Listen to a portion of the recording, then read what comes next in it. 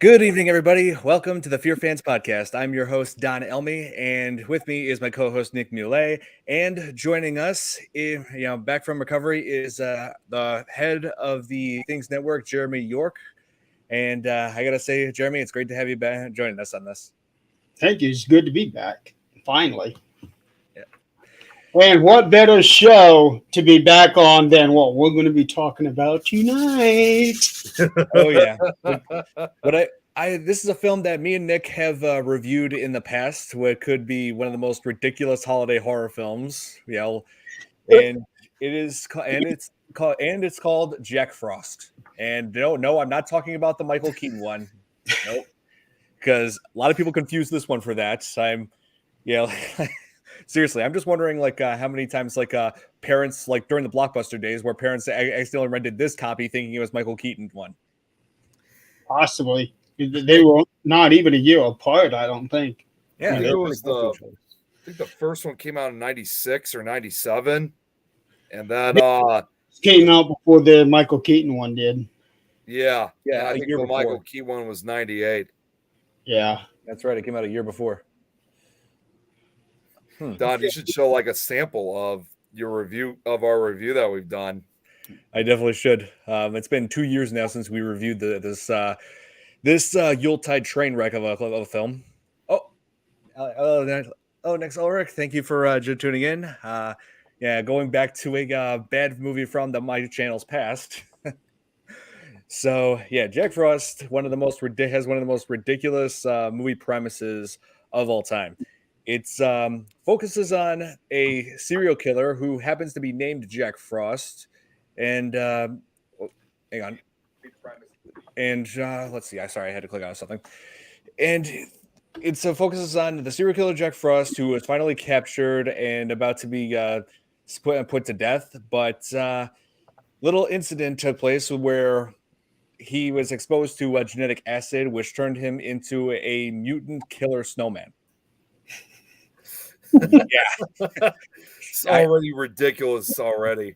You have to admit, as ridiculous the premise it is, it's also really brilliant in its own right. Right. That it is. It has its place in cult horror history. Hello, Billy Mounts. Thank you for tuning in. How about talking about Jack Frost? Yes, we are. Not the good one though. See, guess what? Sorry, this is what Billy just asked. You guys review the Michael Keaton version at some point. We might, but not on this podcast. This podcast is strictly horror. But we may consider covering that one in the future. But I have not even seen that version. I have, just not in a very long time. Not since I was little when it first came out. Actually, no. Let me take that back. Maybe I did see it, but I think the same thing too. I don't think I've seen it since it originally came out in the late 90s. So I probably should take that back. I don't know, but I have not gotten a notification that we've gone live on the network, but yet it is showing that we are live, but I haven't gotten the notification so I can share it out. Let me check right now on the page since I'm on my. We're shown as live on the page, but I need that notification to come through so that I can click on it so that I can share it to all the other groups in the group chats. Okay, here, sending to you now. Here, let me pull it up here. You know what? Actually, now that you say that, now I know what you're talking about. Yeah. It's not showing up. For some reason, it's not showing up. It's been happening like this for a couple of times. I have no idea why it's been doing that. Okay, you should be getting it now. Hey, Clarissa's here. What's up, Clarissa? Hey, Clarissa. I restarted my phone just in case it might have been that.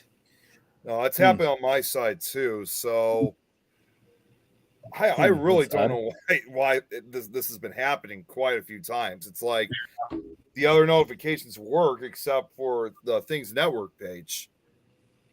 That's odd. But yeah, I don't know why it's not doing that. But it's Facebook.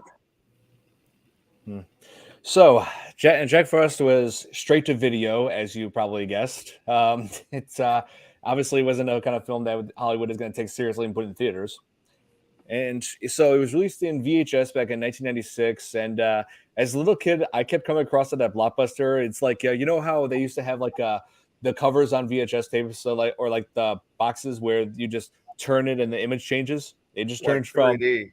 yeah, like that. It changed from a normal looking snowman to a snowman with fangs and angry eyes. And You don't see that anymore. nope, that's because VHS is dead. Yeah. But then again, they could do the same thing with Blu-rays and 4K like boxes. But people would probably come off as cheesy nowadays. But back then, I imagine it was pretty fascinating. Clarissa saying it looks to be working on the network. Yeah, it's showing live on the network page. It's just not sending out the notification. Yeah, it's not. It's like it's stalling or something like that. Yeah, that is weird. Oh, the vampire snowman. What's up, Brad? Good to see you. Hello, Brad. Thank you for joining us. Yep. Man, we got a crazy show for you tonight. Yeah, surprised to see you here tonight. Yeah, he has. Usually, I think he's usually working on Tuesday nights, but this time he's here with us.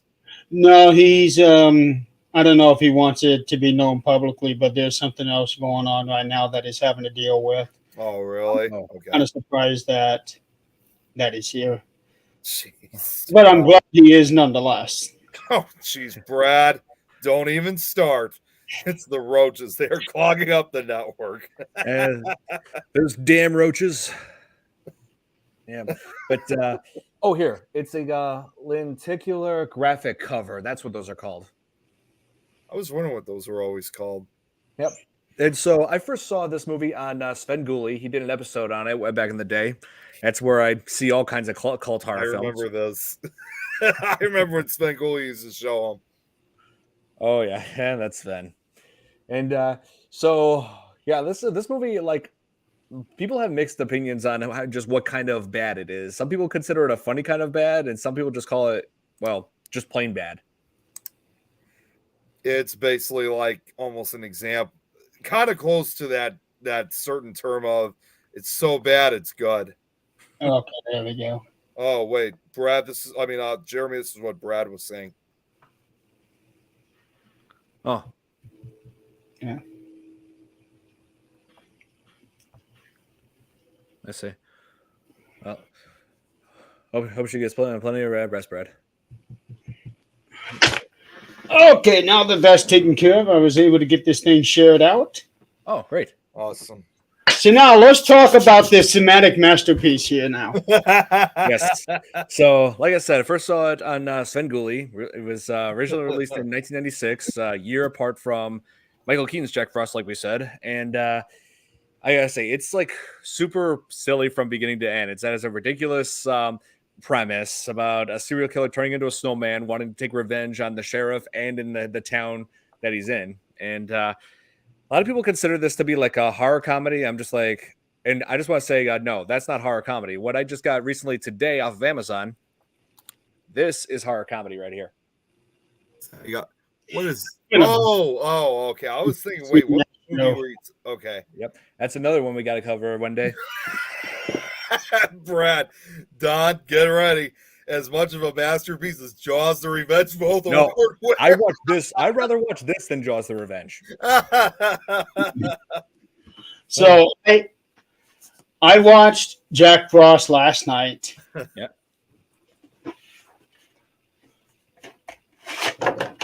On this. The VHS.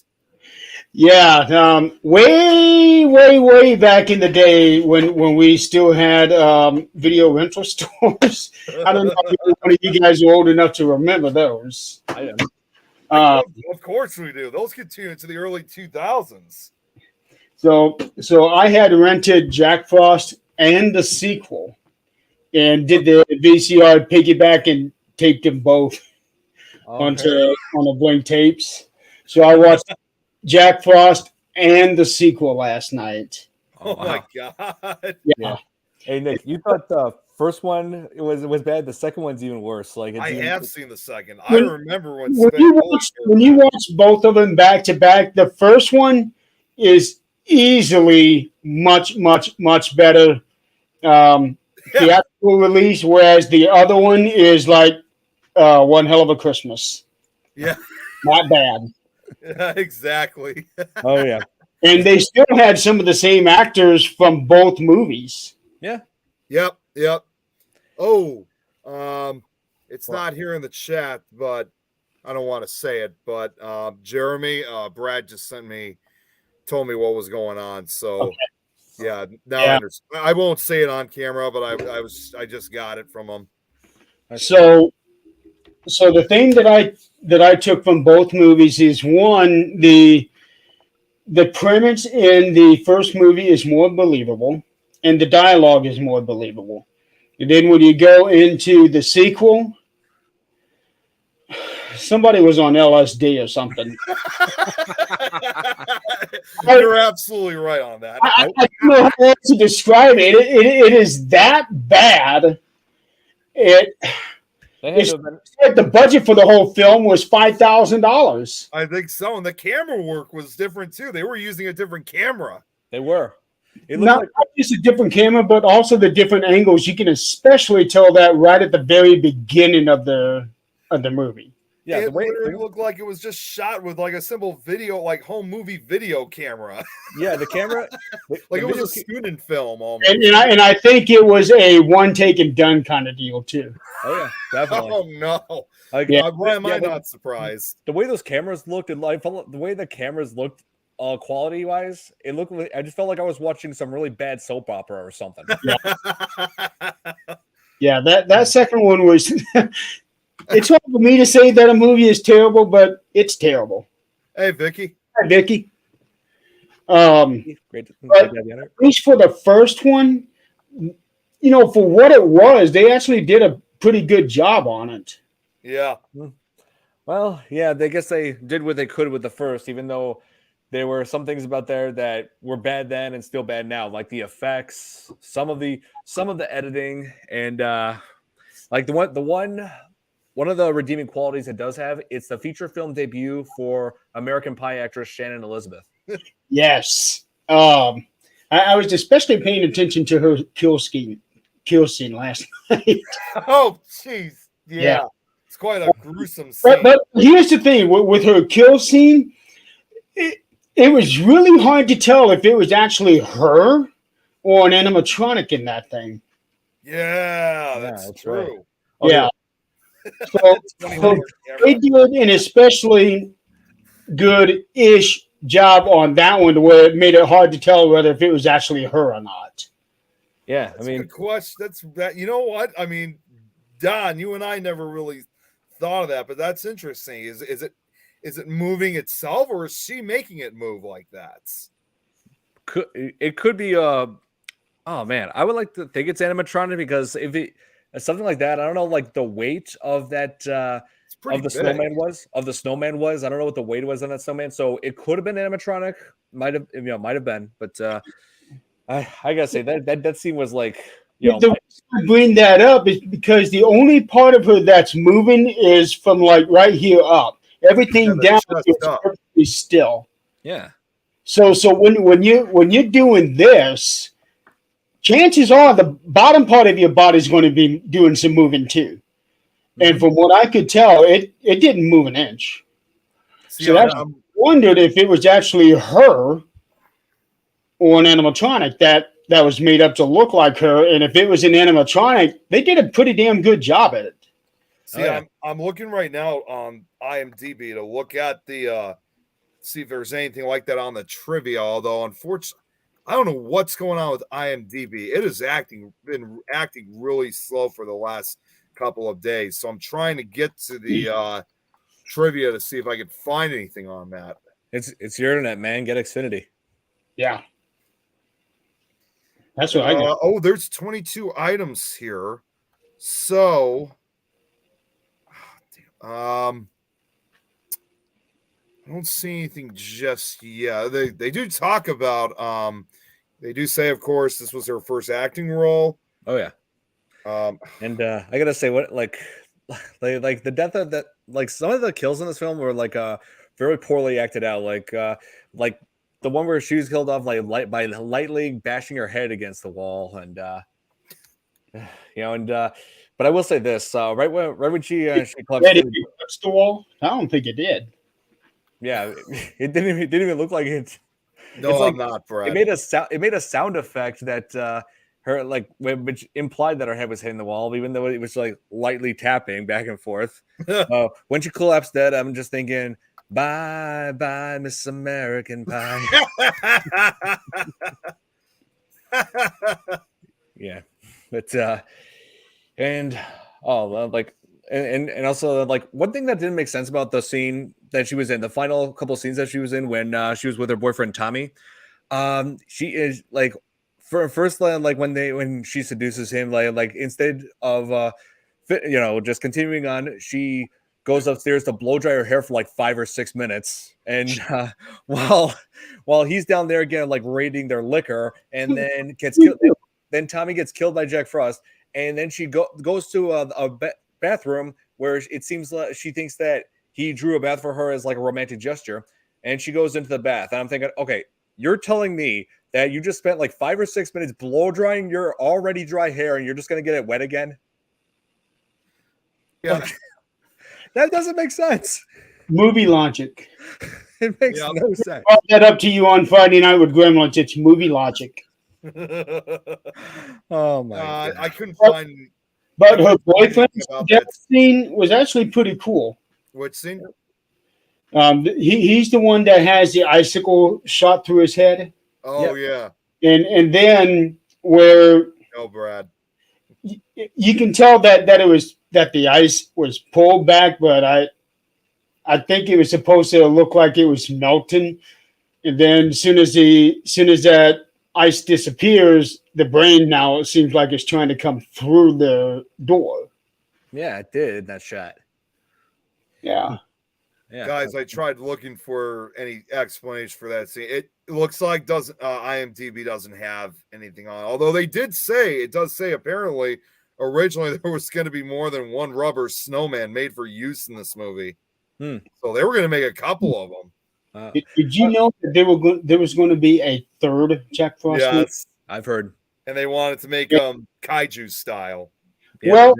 Well, what the thing is, they had actually teased it at the end of the second movie. Yeah, they did. That's true. That's right. That giant carrot nose smashing onto a ship. Yeah, now all of a sudden he's like Godzilla sized. Like, how so? Like they never answered that. Jack Frost. Oh, here, Mr. Ness guy. Here, wait. Mr. Ness guy, then thank you for joining us. And let's see. Oh, here. Couple comments. Never drink liquor when there is a killer snowman on the hunt. Yep, very true. Jackzilla, it was supposed to be called. Yeah, Jack Frost versus Godzilla. Oh my God. Godzilla would end Jack Frost quickly with just one blast of his atomic breath. That's all it's going to take. He'd be incinerated. Yeah, one blast of the atomic breath. Just that. Hey, what's up, Sarah? He'll bring him down. Here's something that wait, he would bring him down. He can manipulate water, right? Yeah. So get Jack Frost out in the ocean.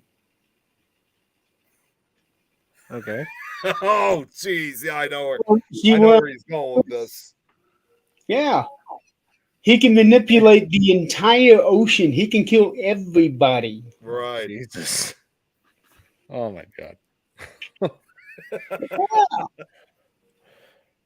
Wow, that just gave me quite a bit to think about. Yeah, right. Oh, man. That's probably why they didn't continue on with that, because they felt like, okay, if he's that big, there's no way to stop him. But I don't know. Somehow I just feel like Godzilla would easily take him down. Oh, here. I even like Jack Frost with Michael Keaton. Yep, Michael Keaton. Far better one than this in every possible way. It's like, sure it's cheesy, but still better than this. What's going on, Sarah? You can't compare the two because they're so vastly different. You can't compare the two. Yeah, Right. here. Didn't watch the movie. What is his motivation to kill everyone? Okay, so Jack Frost's motivation to kill everybody is because he was just a serial killer to begin with. Was like basically on the run, but then wait, Nick, wait for the comment. Hold on, hold off on comments real quick. I want to explain. Was on a killing spree, but then the sheriff of a town that's called Snowmonton.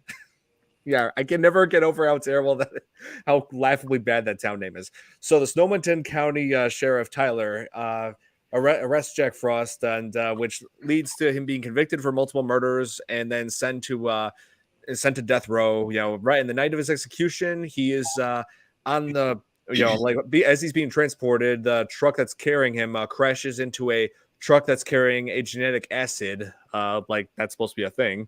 And the acid sprays onto Jack. He dissolves into the snow, and his DNA, his cells bond with the snow, and he becomes a snowman. Just hearing this out loud, you can't help but chuckle. I know. It's like this when one's you can't for even, you, Jeremy. So, like, when you can't even say the premise of this film without if you can't even do so while keeping a straight face, that's how you know this movie is just something else, man.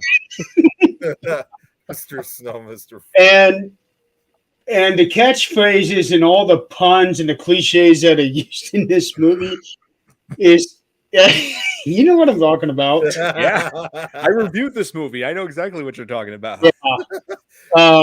But I have to say, at least in my opinion, they did the flashback of him screaming, "I'll find a way." I think they really used that way too many times. way too many times. But my favorite scene in the whole movie, my favorite quote, was after he gets blown up into jail, and now all of a sudden his head is here, his arm is up here, everything's all mixed up. And he says, "I'll be back after I put myself back together." See, Sarah says they could have killed him with kitty litter. Why kill him with kitty litter? Does kitty litter dissolve snow or something? I didn't think kitty litter did. No. Didn't you know that? No, I didn't know that. Oh, yeah. Huh. So all this time that we've had a lot of snow problems, we always revolved around using salt, but we never use kitty litter. It's more for ice. More for ice. Okay. Yeah. Oh. Yeah, it helps the ice. It probably something new every day. Yeah. It probably would have been more silly than the what they used to kill Jack in the end of the film, which oh god, the reveal of that was just ridiculous. Where it didn't really even kill him; it just kept him at peace, so to speak. It basically subdued him more than kill him. Well, no, let me take that back. Not kill him, but stop him. Yeah, because obviously he's basically his prison. Yeah, pretty much. What's going on, Donald? Hello, Donald. Here, wait. They could have killed him with a decent script. Well, oh the my god, story was there. Could they have pulled it off better? Absolutely, but the story was there. They did have some ridiculous kill scenes, like the one where he's with, I don't even know who she is in the movie, but this woman, and he wraps the lightest string of lights around her neck and then bashes her head into the Christmas bulbs. Oh yeah, I remember that one. I think I remember that. That one was really ridiculous. People are 80% water. No one would have been safe. Good point there.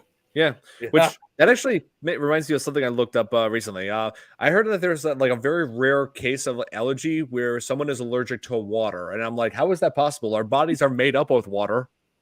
I don't get it. Oh yeah, it's called what the hell was that called? I heard about it just the other day of being allergic to water. Yep, that was called. Yeah. You're like, unless you're like one of the aliens from Signs.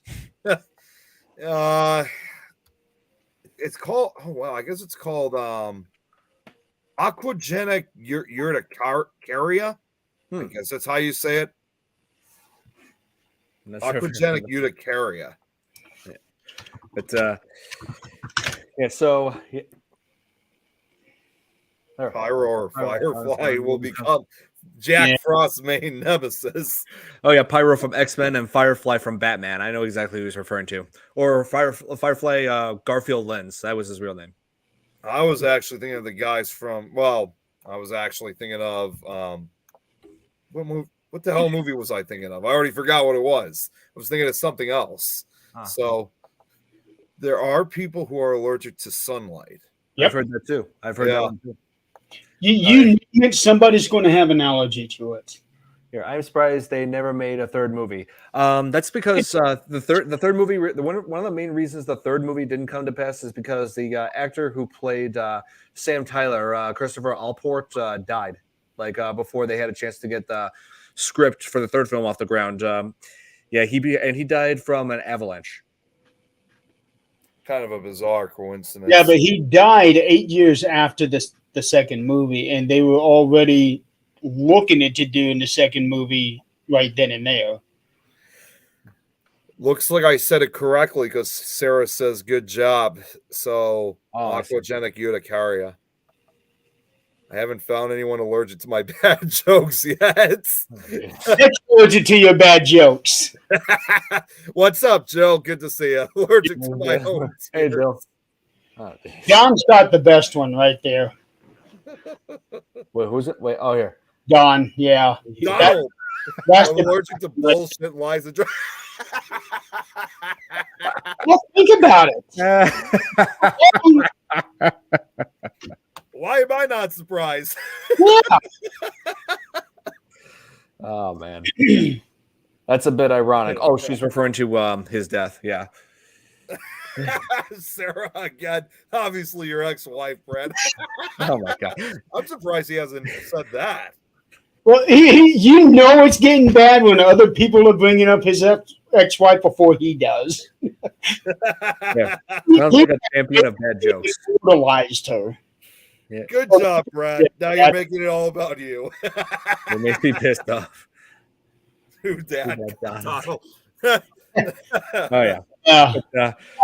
So I want to say that car accident that takes place between the prison truck and the chemical truck. Probably we said this in the review that it's one of the fakest looking car accidents ever depicted in film.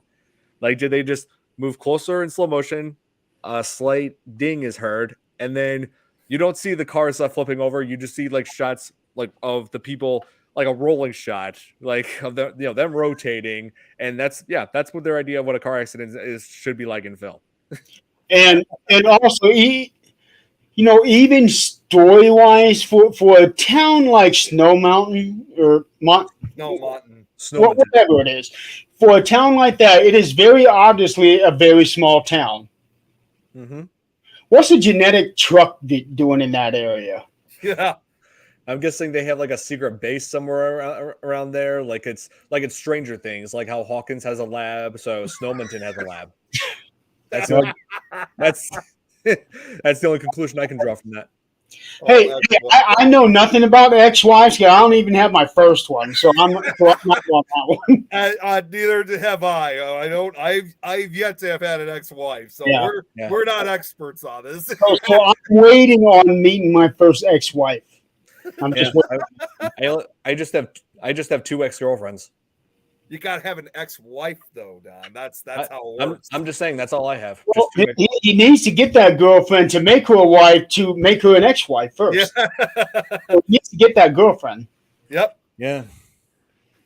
But I'm not hoping for an ex-wife. Well, I'm not hoping for an ex-wife. I'm hoping for a relationship that will lead to could lead to serious marriage and whatnot. Yeah, but I just haven't had that. You can't have an ex-wife until you get that marriage. Everyone's ex-wives are somebody else's problems. Right? Makes it everybody else's problem. He makes jokes about it. Oh, here. The Snowman's secret lab base. Snowminton's secret lab. Let me see. There is another person who's not well known in the movie, but let me double check and make sure it's the one I'm thinking of.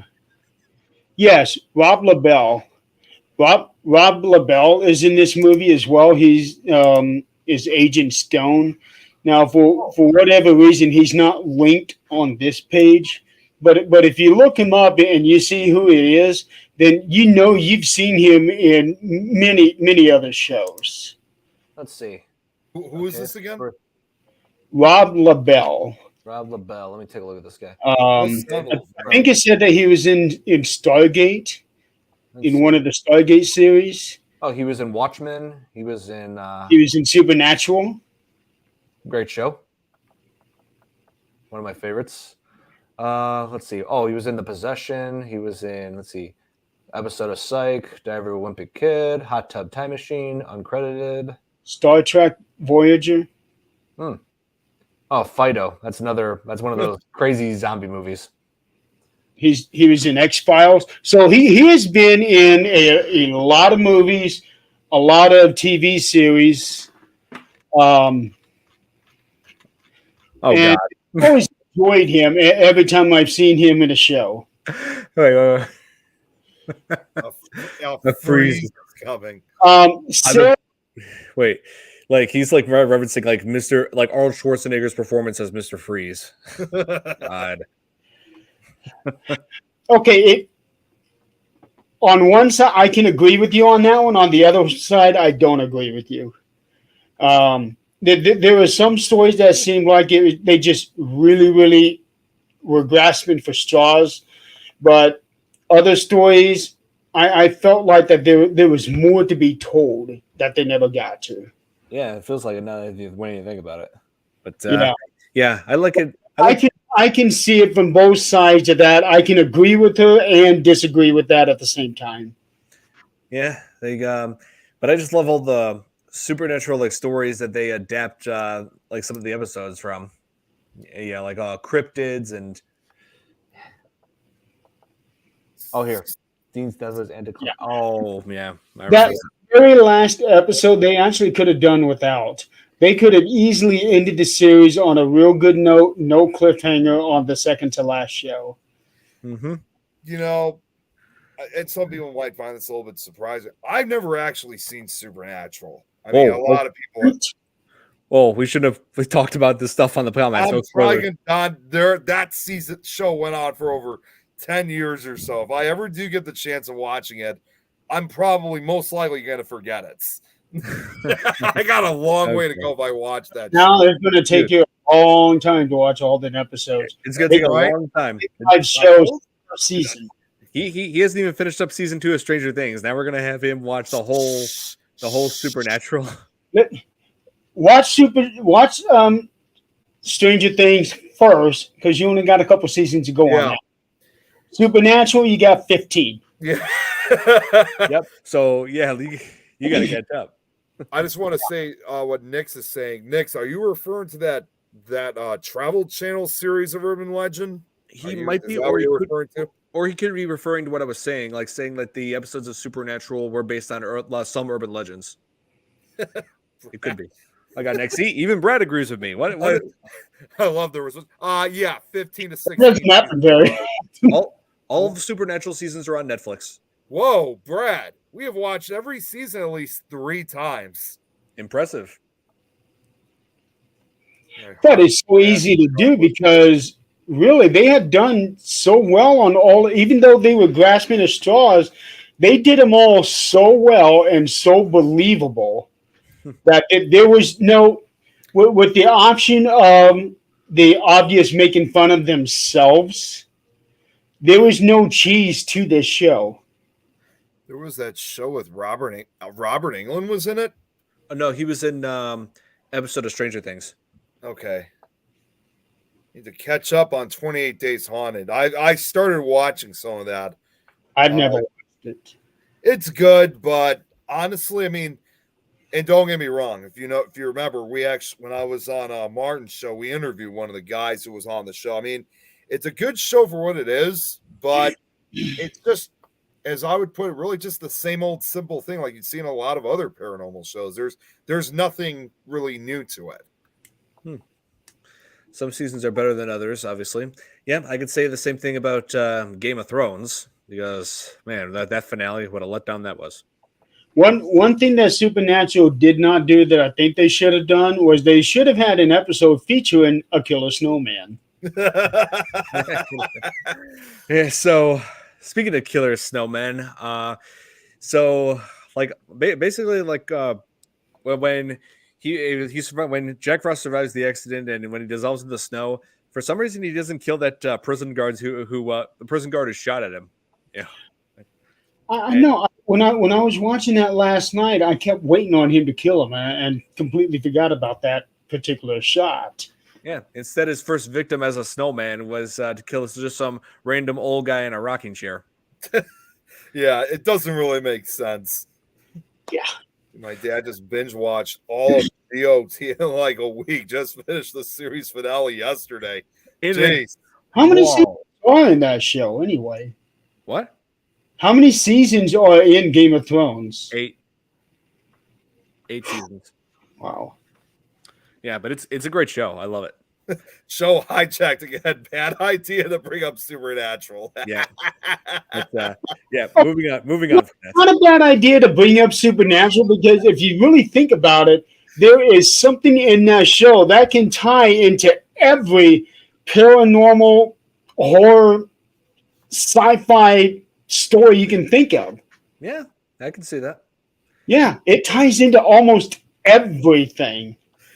Even way back into our old ancient mythologies, it ties into everything, especially the old gods from 5,000 years ago. Yep. Oh, she said he didn't get much sleep. Yeah, I bet. And I love this this. scene last. Okay, here we're gonna go back to. I have seen Lost. Yeah, I'm just gonna say this. I love Sarah's comment here. Maybe Jack Frost will team up with the Yeti like that Reagan Bass special. Maybe, but that will drain your life. Yes, it would. But yeah. So yeah, so Jack Frost like Killer Snowman. Yes. Yeah. So as the film goes on, yeah, like we see like his son. Sheriff Tyler's son Ryan, like one of the running gags about him is that he's just not very bright. You know, he keeps making all these terrible food recipes, like this god awful looking oats that he made for his dad, which we find out there's a little special ingredient in it that's used to take down Jack Frost. And should I like reveal what that? Nick, did you mute your mic? Okay. Yeah, he's probably talking to somebody. But anyway, so it's revealed that Jack Frost's biggest his weakness that finally takes him down in the end is antifreeze. So, and I'm just thinking, so this kid actually put car chemicals inside of something he made for his dad. And I'm just like, what the hell? Man. Well,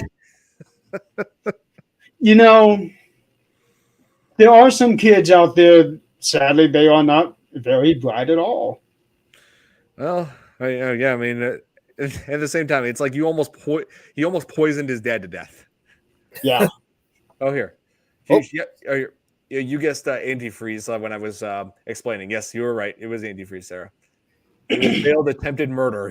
Yeah, pretty much. You don't ever drink antifreeze ever. That is a death sentence right there. Pretty much, yeah. Poison yourself to death like that, but it works on taking down mutant killer snowmen. So yeah, it does have its uses. And one thing about that I thought was kind of dumb in the film later, like in the beginning, is where he comes across Jack Frost. So like Jack Frost doesn't have his face yet. He just applies the coal and the carrot nose and all that while he's using a mitt. An oven mitt that looks like a snowman. It's like, come on, you really have to use a guide. The kid has to use a guide to create a snowman. That's ridiculous. Again, Brad, your comment. Antifreeze Jello shots while you're styling your hair with Gorilla Glue. Yeah, they more inside joke. Brad, I knew he was going to come up with something. No, we're talking about antifreeze, and I knew he was going to come up with something.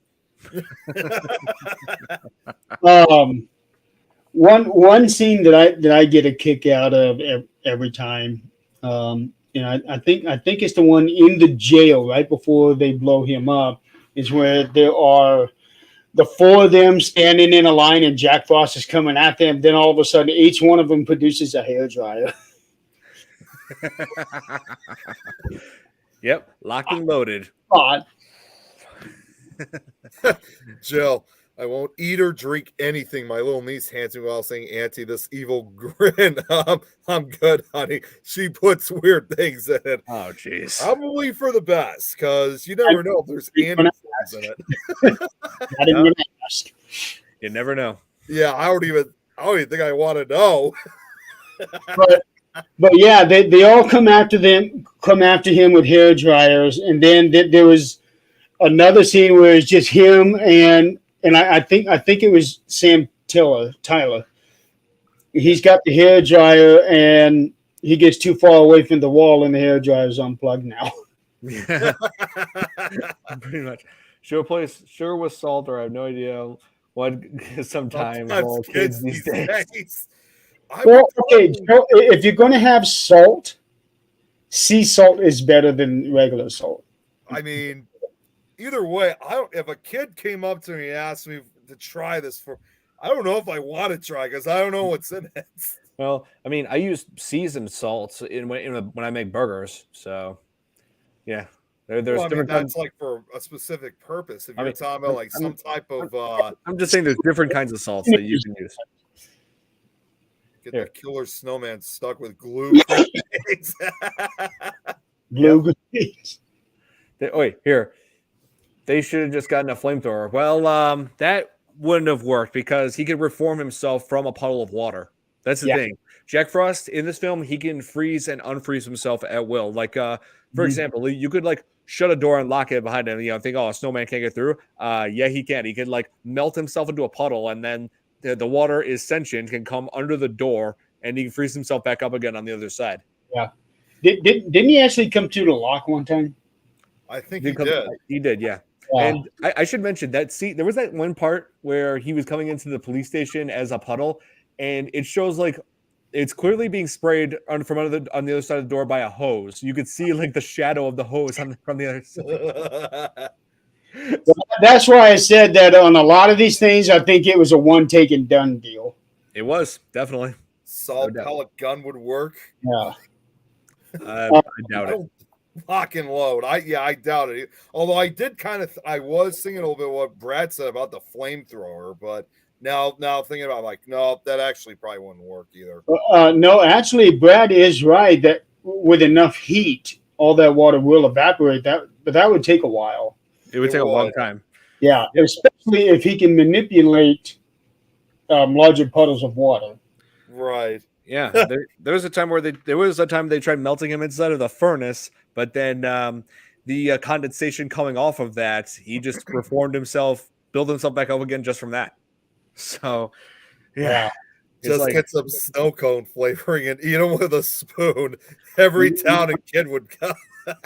There is another kill scene in this movie that, while the kill itself is good, but what you saw as the result isn't good, was where he takes the guy's axe and shoves the handle down his throat. Yeah, that was... Now, that has been done in another movie called Identity, which actually has a tie to Jack Frost. Yeah. Wow. But when you're shoving a handle this long down somebody's throat, I'm pretty sure this guy is not going to be down flat on his back, facing straight up with this much sticking out of his mouth when the other part should be down here. Yeah, like you said, Jeremy, movie logic. Yeah, movie logic. Yeah. Here, when the snowman is turning into a puddle, then it's time to start running. Run. Pretty much. Here. Stop. Yeah. And then there's Rob LaBelle's death scene, where he ingested Jack Frost. And then when he gets out of there, then all of a sudden it's like melted down marshmallow coming out. You can't make this shit. Well, they made this shit up, but I know. I commented on that in the review. It looked like he was just puking up some marshmallow fluff or something. It literally looked like what Stay Puft Marshmallow Man looked like after the big thing exploded on top of the building. So that that's makes you wonder. oh my god. So he's technically the abominable snowman in literal terms. That's what Jill said. Oh my god. Hold I'll hold my breath. breath to defeat you. Oh my god. Imagine if she was someone's ex. Oh, I am not going there. I am not either. You know? yeah, exactly. Yeah. And then after he ejects himself from Rob LaBelle, Yeah. don't eat yellow snow. It's like you're not even. It's like you're not even yellow, Jack Frost. What the hell are you talking about? Yeah. Oh man, there were so many cliches. I don't think I've ever seen a movie that has as many cliches as this one did. Don, if we ever talk about that movie, The Stuff, looks like we're gonna have Donald on for this one because he loves that movie. Yep, it's another '80s cult classic. It came out in 1985, same year as Back to the Future, among other good classics. I've never even heard of it. I've heard of it. It's by the same director that also, I think, directed that movie, It's Alive from the 70s. Larry Cohen. Larry Cohen, thank you. Eating him as a snow cone is equivalent to eating the stuff. So the tie that I mentioned with Jack Frost, I'm sure both of you have seen Identity, right? No, I haven't. I've heard of it, but I never seen it. Well, it's a John Cusack movie, and it's basically it's like an isolation premise where a whole bunch of people are together at this bar scene thing, and then all of a sudden one of them starts. They get killed off one after another at some point. But there's a twist at the end of this movie. Each character in this thing is actually a multiple personality of a prisoner. And he's killing off his personalities in his mind throughout this movie. Oh, wait. Wow. That makes me think of the movie Split. No. Yeah. I've seen that, but completely different. So anyway, this movie is based off of an Agatha Christie show called book called And Then There Were None. I know that book. I'm familiar with that one. The movie. I've seen the movie. So Identity was written by Michael Cooney. And Michael Cooney is the guy who wrote and directed the two Jack Frost movies, which are the only movies he's ever directed. Really? Wow. Yeah. If he is made of water, why didn't he reform himself into a more humanoid form? Now, a more humanoid form is old. Yeah. So let me come back as a snowman where you would never suspect the snowman is going to be the one to try to kill you. All right. Use the XE suit to defeat Jack Frost. I just got to go to the Jills here. They should totally sell a jar of actual stuff for us to buy during spooky season. I would so buy it. Oh yeah, and in case you haven't seen the stuff, Jeremy, like you'll find it really stupid about the way the stuff started. It's the stuff is basically this gelatin and like this type of food that they started marketing across the world that just came from the ground. And the way it's discovered is this random guy walks up to it. He says, "Ooh, some white stuff. That's seeping out of the earth. I'm just gonna dip my fingers in it and put it in my mouth." So I like Brad's comment. I don't know what he was saying, but he's like, "Not touching this one." Oh my god, Jill, Brad, I'm not buying any stuff from you ever. I'm not eating that. Moriarty's in that movie too. Oh yeah. Yeah, I know. The sad thing is, I know people like that. Apparently, Sarah says. Yeah, Don. That's why I was laughing while you were telling that story. Exactly, Jill. The movie poster looks like he's got melted marshmallow coming out of both of his eyes and out of his mouth. Yeah, right. He's like, this is actually making me think more of the Blob than the stuff. yeah, I know. Yeah. Either Well, way, I have after Jack Frost 2, I have you got. the Blob on it, Oh wow, the remake. the one from the 80s. So I'm going to end up watching this at some time. And yes, ladies and gentlemen, I do have a working VCR. Me too. I got one too. Yeah, because without it, then I would not be able to watch A Very Brady Christmas. Oh, They make a marshmallow cream in a jar for Peggy. You can just relabel it. Oh my God, Brad. This one's for you, Jeremy. The Blob. You have my first wedding video. Oh, man. You know, I can go in so many different directions with that comment that you would probably unfriend me if I did go in those. Okay, you just made it under her hit list now. Oh my gosh. Damn it, you guys. He's making my sides hurt, damn it. Oh my God. That's the best kind of laugh to have, Nick. Oh God, my face is probably red right now and I'm crying. Yes, Donald, Brady Christmas, one of my favorite movies when it comes to Christmas time. I remember my parents putting that on when I was a kid. Oh man. So here we are, almost coming up on an hour of this show, and I would definitely like to thank the person who is not the sponsor of the show, Slim Jim. Slim Jim. Promotional consideration not paid for by the following.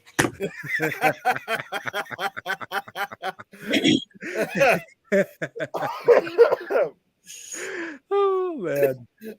Oh wow. Oh, But man, you had Mel Gibson is hilarious. You gonna be okay, Nick? Yeah, I'm fine. you good, man? I'm good.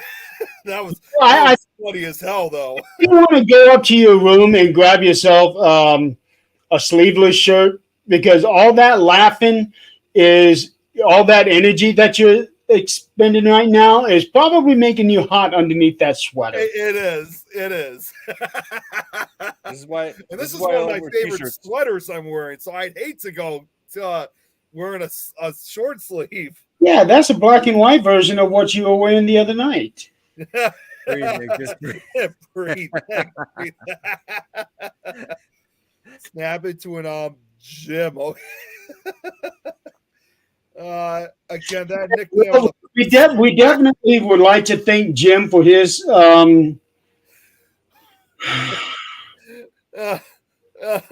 his donation to this product. Let's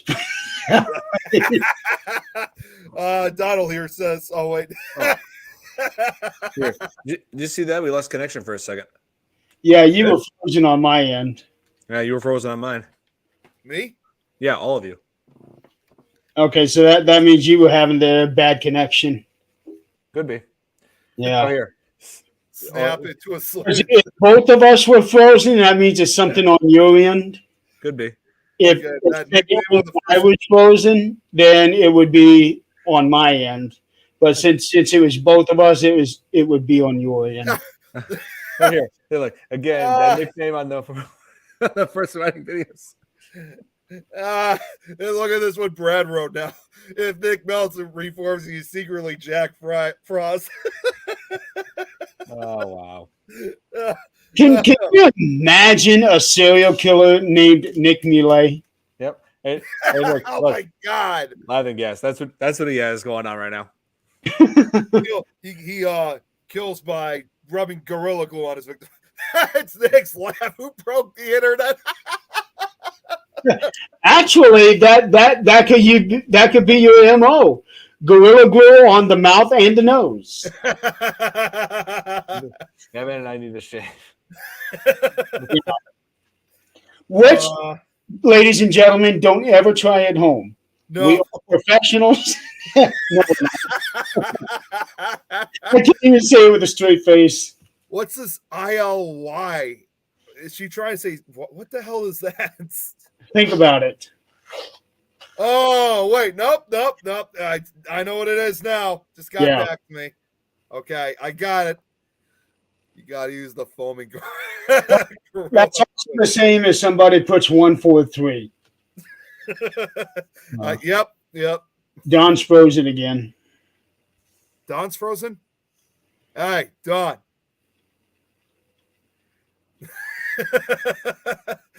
You good? You good over there? Jack Frost got him. I just got a screenshot of that. Oh, James, we just lost him. Hi, Don. Hopefully he said he got a screenshot too. I was already a step ahead of you, Brad. I got a screenshot of that. At least he's smiling. Here's the thing. That is not the genuine type of smile. That is more of a I'm not a good smile. Hey guys. Okay. I have no idea. My internet just went out. Yeah. There's So something's going on your end. Yeah, there's some kind of interference. But do you guys I synced with my 5G.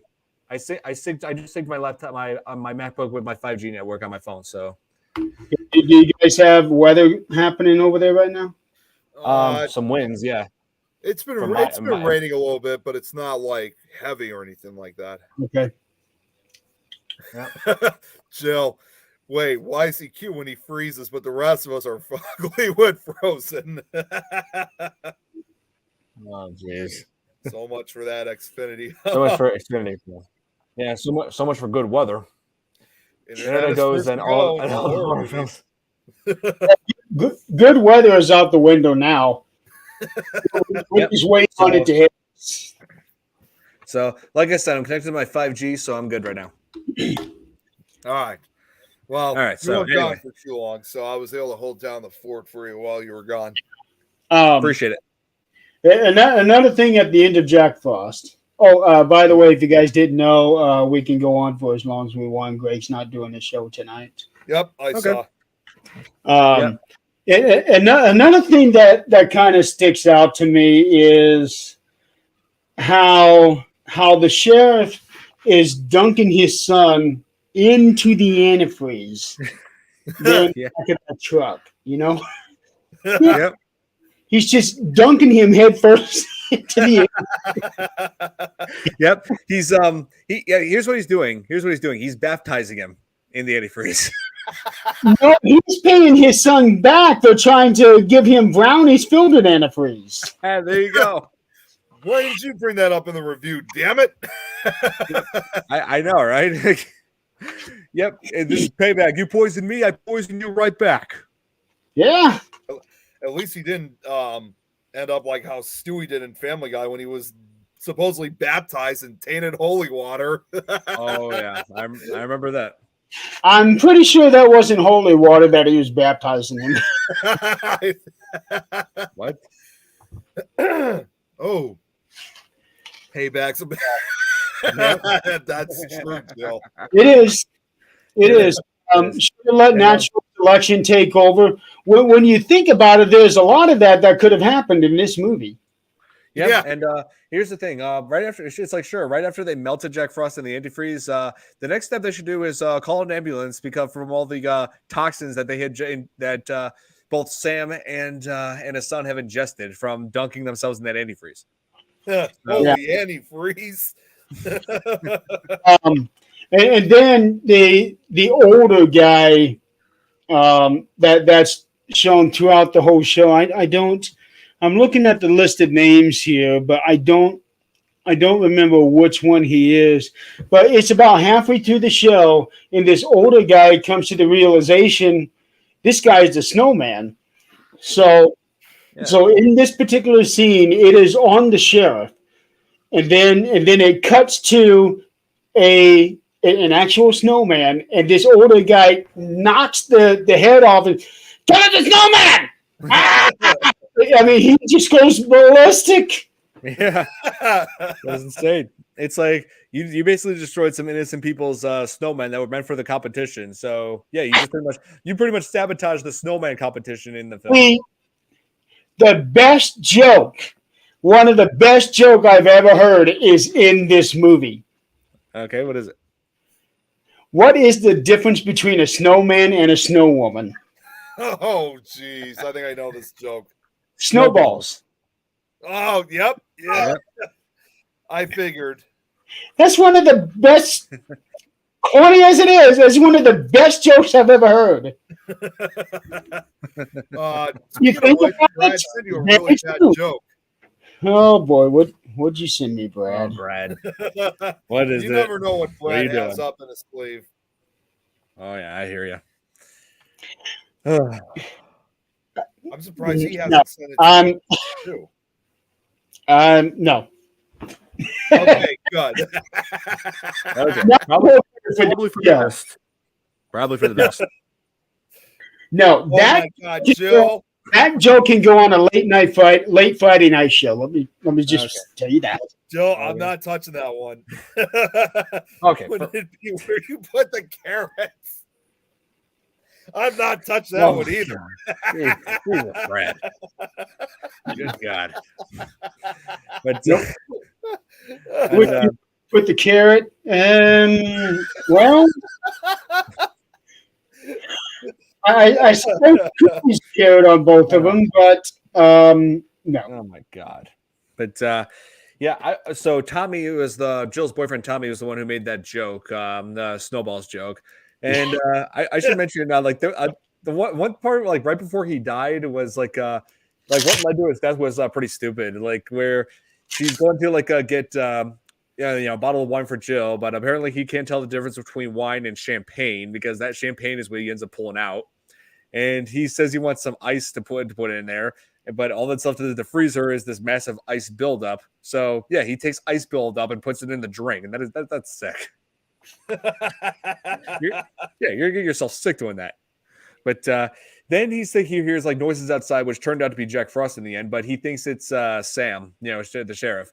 Yeah, you break into a sheriff's house, and it's like, but anyway, so he's like, Sheriff Tyler, look, I'm not a burglar. And I'm thinking, yeah, that's right. He's not a burglar. I mean, all he did was come into your house uninvited while no one was home and helped himself to your liquor cabinet. I mean, don't tell me you haven't done that. That's still considered home invasion. Pretty much. Even if you don't steal anything, you're going into someone's house, that's still home invasion. That's unlawful entry. Yeah. Yep. Yeah. So yeah, Brad, nowadays. No, I am not. I'm not touching it. I don't know what's going on with Brad. I have no idea what's going on with him. But he's saying a lot of stuff that we're not touching. Yep. It's neighborly. I'm just saying that is a Friday night joke. Yeah. Yep. So let's see. It's neighborly trespassing charge at least. Yeah, for the very least. Here. I'm not drinking any cold drink because Jack Frost could still be out there. Yep, and I also guarantee I wouldn't be using Jack Frost, whether he's in your drink or not, will always be nipping at your nose. Yes, and the rest of your face. While chestnuts are roasting on an open fire. Well, at least for me, if he's on the left side of my nose, I'm not even going to be able to feel it. Oh my God. Oh Jesus. But yeah, I can certainly guarantee you, like the last thing I would ever do, like I've got a liquor cabinet myself, and I tell you right now, the last thing I would ever do is use ice buildup on any of it. Right. Yeah. Jill. Yeah, Jack I don't and know Coke. about you guys. I don't know if I want to touch that one. That looks like I'm- another Friday night one. Yeah, I'm more of a Captain and Coke guy myself. Kind of more of a Pepsi, Coca-Cola guy. How was he able to survive the island on the second one? Oh yeah, he like now has this I know, right? He like now has like the ability to resist weather and also create his own snowstorms on the tropical island. Well, here's the thing. There's actually a very scientific reason why he was able to survive, because they're out there in Hawaii. because he got mixed in with that antifreeze, and then something happened there in that laboratory when they were trying to pour him out of the drugs. I can't even say it with a straight face. He's basically Olaf gone bad. Bad. What the hell are you talking about? He has the antifreeze mixed in with his snowy DNA. What the hell is this all about? A lot of these words should never ever be in the same sentence, but for the purpose of this movie, they are. But it's because of the antifreeze that's in his system now. That's how he was able to survive the heat of Hawaii. What's up, Joanne? Joanne, I got your Christmas card yesterday. Thank you for that. Yeah. Olaf reinvented. So Sarah, I can't stand hot or warm drinks. Everything has to be ice colds. So does that mean you don't like hot chocolate? I just had hot chocolate earlier today. Who doesn't like the hot chocolate? Who doesn't? Yeah, exactly. Doesn't. Don, I was going to have you over one of these days, as well as a few others to have some hot chocolate. Oh yeah, definitely. And yeah, we got to figure out I was I'm going to be setting up that, just still going through with that New Year's Eve party. You know, I'm going to set up an invite to some people for that. So I just got to I want to see who's going to be available for that. But just be careful, Don, because we know of some other people. You know what I'm talking about. Don't want to say too much about it. I just want to be. I know. Just keeping that brief. Yeah. We'll explain afterwards, Jeremy. That I don't need to know. Yeah. I don't need to. Pill drink commercial with Lindsay Lohan. It's supposed to be the best drink together. Pepsi with milk in a glass. That actually exists. That's odd. Huh. That doesn't sound good. I don't think I would ever try that. I'm good. Yeah, they're trying so many different things with Pepsi. I guess I shouldn't really be surprised. And Bailey's. Yeah. The walking heat box. Well, as far as the Pepsi product go, a couple of years ago, they actually came out with a brand of Mountain Dew with the lemon lime flavor to it to try to duplicate what Sprite does. And it tasted exactly like Sprite. Ooh, Sprite. Of course. It was the only time I've ever been able to find it. I have not found it since. Huh. So Brad here says, nope, everything has to be cold or I won't drink. I'll throw out soda that I'm drinking if it gets warm. Yeah, I'm with you on that. Like if I cannot drink a warm soft drink. And it's like, I'll enjoy a good Pepsi or Coke. I like either. I know there's a rivalry between Pepsi and Coke over the past few decades from the beginning, but I like both. Pepsi and Coke is delicious. RC is garbage. I'll drink Sprite, but I can only drink all of those cold. You know, I can never stand a warm soft drink. I mean, now this leads me to the question, since Brad has been the one who's been bringing jokes. I mean, will he drink cold? I mean, will he drink Gorilla Glue if it's cold too? Oh, Jesus. Oh, Jesus. I had to ask. Hot chocolate and Bailey's.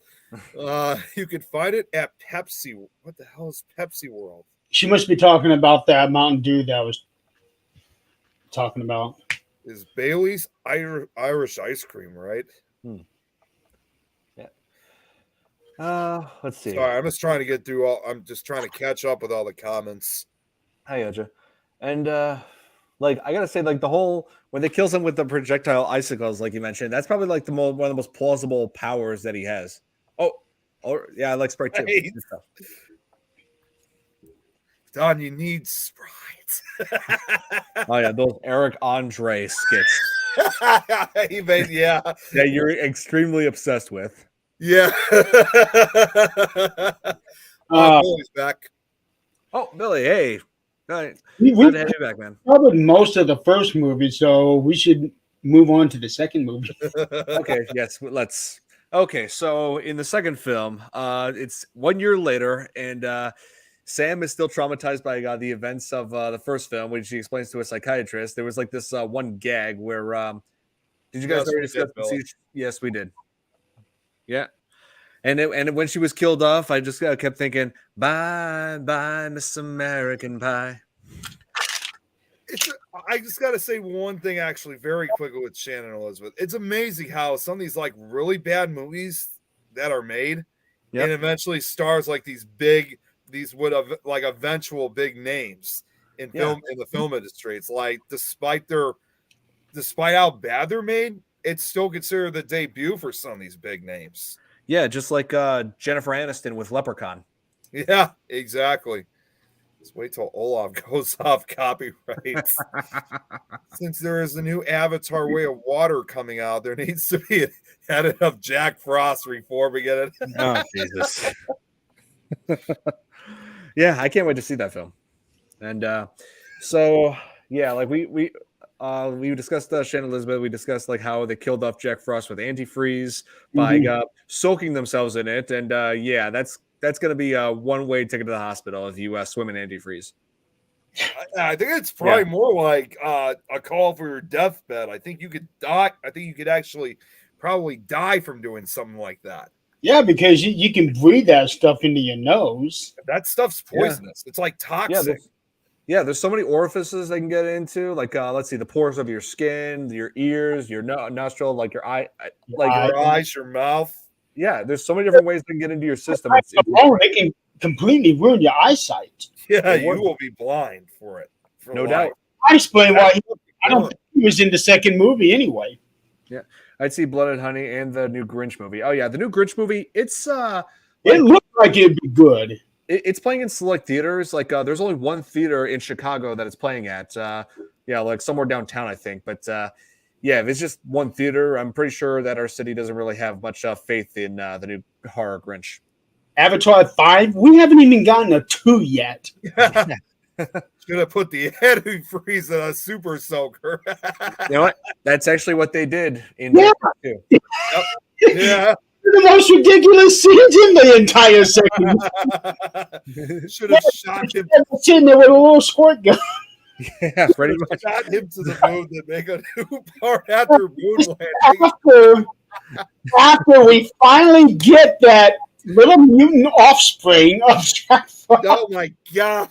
Yeah. Oh, that's like where it suddenly turns from Killer Snowman to little snowman gremlins knockoffs. It made me think of Gremlins when I saw that whole thing with the little snowball, like offspring of Jack Frost, whatever those things were. Yeah, and then he goes down to the floor and everybody's running around like idiots. It's I don't even know if those are animatronics or if those were just like puppets that they were using. I think most of it was CGI. Okay. Yeah, some of it was, especially though they had them in the blender. Mini gremlins. And then it says right after it got blended and it reformed itself, that was fun. That was fun. Oh man. And then when they try to cook him, like with inside of a waffle maker, he just reforms himself and says, "Thirsty." They should have just sent him off to. They should have just sent him off to the Waffle House so that way he could really be cooked. Oh, Jesus. If you really want a good laugh and to see how bad a movie really truly can be, this is a must see. Yeah. Kids around here. This is called, I shit you not, Jack Frost 2: Revenge of the Mutant Killer Snowman. That is what it's called. Yeah, that's what the film is called. And I should mention, there actually is one big name in Jack Frost 2, and that is, let's see. Herbie's. Herbie's. Oh, my God. I'm just looking at the concert there, Herbie's. But are you thinking of Ray Cooper? No, like hold on, I'm pulling up this comment here. Hang on one second. There's also where the psychiatrist at the very beginning of the movie. He's another big name, but I can't think of his name right offhand. I know who you're talking about too, but I can't either. I'm trying to think of his name too. Claymation. Ian Abercrombie. Yeah. That's right. okay. Oh wait, there's another big name that was in it. Doug Jones. Doug Jones, That's yes. another one. Yep, he was. He's mostly known for playing monsters in movies. This is like one of his early works. Before this, he played Billy Butcherson in Hocus Pocus, like we mentioned in a previous episode. Yep. And then he moved on to roles like in Pan's Labyrinth, where he played Fawn, and let's see, the Pale Man, and also the and also the creature in the shape of water.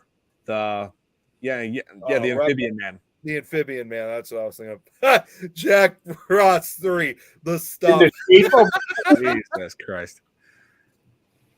Man, but so Jack Frost was able to like use his newly formed like antifreeze DNA to be immune to hot weather and also create his own snowstorm so that he could like have a deadly snowball fight with people with snowballs that rip people's limbs off and I remember that guy had his arm like torn off by a snowball and the blood was like super chunky. It was ridiculous. I remember that. What about the scene with the photographer and the model? Yeah.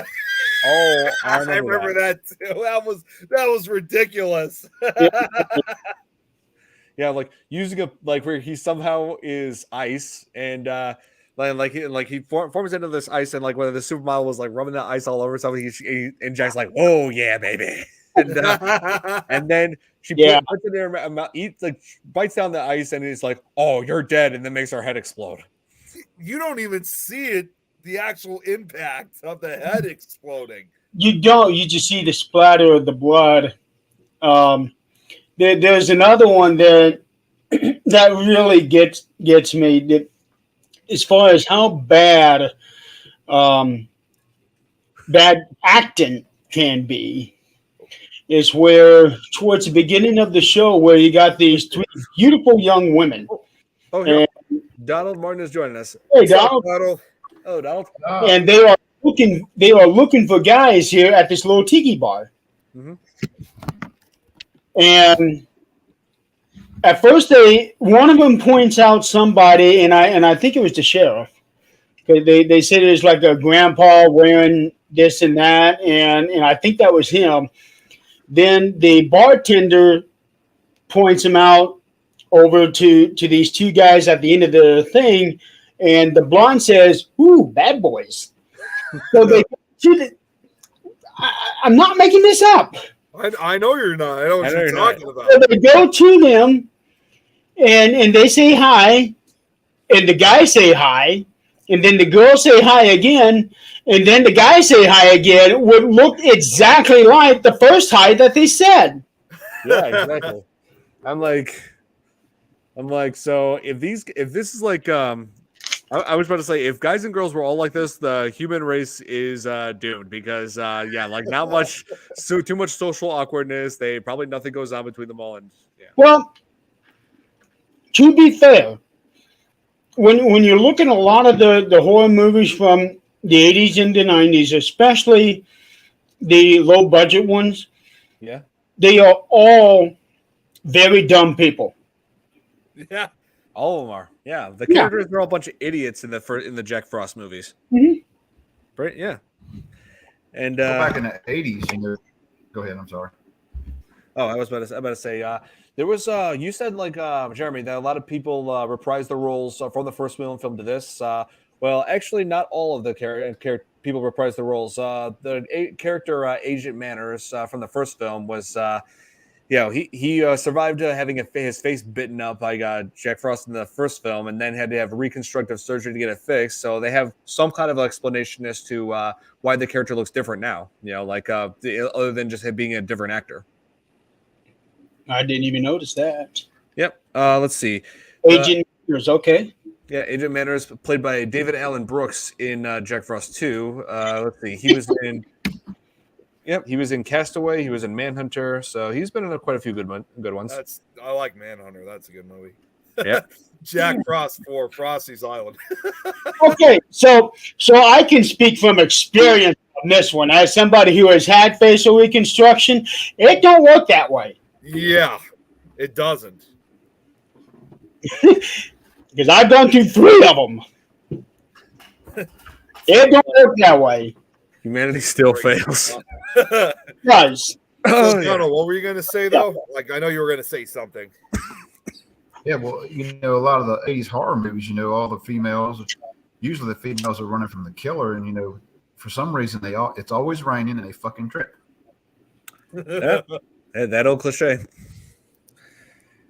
Yeah, like there's always something they trip on, something that sometimes they just trip on nothing. They just trip for the hell of it. Yep. Over a leaf. Yeah. Over a leaf, Over a leaf. or a Over branch.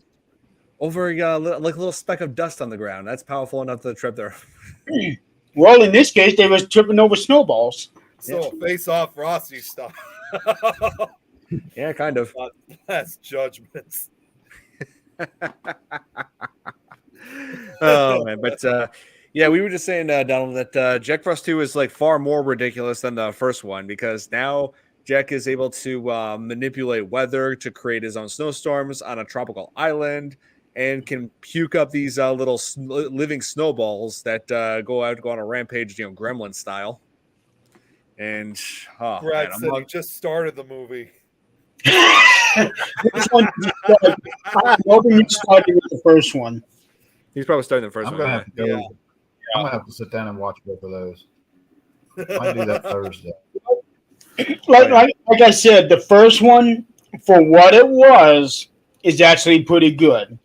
There's a lot of really bad cliches in that and a lot of terrible scenarios. But when you compare the first one and the second one, the first one is so much better. Oh yeah, the second one makes the first one look pretty good. It does. I was actually looking it up. I think the second one actually drew a 0% on Rotten Tomatoes. Oh, I'm not surprised. Well, what a major difference because the first one only had 6%. Hey, that's 6% more than what the second one got. So let me ask you this: How much did they? How much was the budget compared to what they made? Let's see here. I think the second That's one what had a I smaller look budget. at. I'm looking for that right now, actually. Well, on Wikipedia, it doesn't say the budget. I was saying, well, yeah. Well, actually, no. I thought I saw something, but no, it wasn't actually what I was looking for. Let's see. Second one had a budget of $40. First, oh no, that's the other one. Yeah, I was about to say. I think they're going to focus. They're Jack going to talk Frost, about the 1987 on an $85 million budget, I just found the same thing. I think you found, Jerry. and it took in. Oh no, Jack Frost is actually out in theater. Apparently. Wait. Are you talking about? Wait a minute. Are you Michael talking Keaton. about the run? Because right below it shows the Michael Keaton, the link to the Michael Keaton film. It does, yeah. Yeah, that's Yeah, what making it sense. that's probably But 85 million. it's saying that it only took in $7 million on opening weekend. But yeah, like because that Michael Keaton's Jack Frost, that's the one that made it into the theaters. This did not. This was never shown in theaters. Direct to video. Oh wait, no, that is that one. Yeah, straight to video. Yeah. So it's Oh, here. Hey, hold on. straight to- Where's Piranha? Which Piranha are you talking about, Jill? Because there's the original one from '78, the terrible TV remake with Mila Kunis in 1995, and then there's the 2010 remake, which is 3D, and of course there are the sequels. So, $30 million for the first movie budget. 30 million, and that was the final product. Jeez. Okay, so now then what's the 30 million. the money right 30 there. million just go a long way. and then the Yeah, I second mean- one? Although for the time, it probably would have. Yeah, I mean, I've seen budgets with even less than that were better than this. That turned out better than this. Well, okay. When you think about the talent that's involved, let's look at Halloween. Mm-hmm. It was made on a $320,000 budget. Yep. One, they had John Carpenter.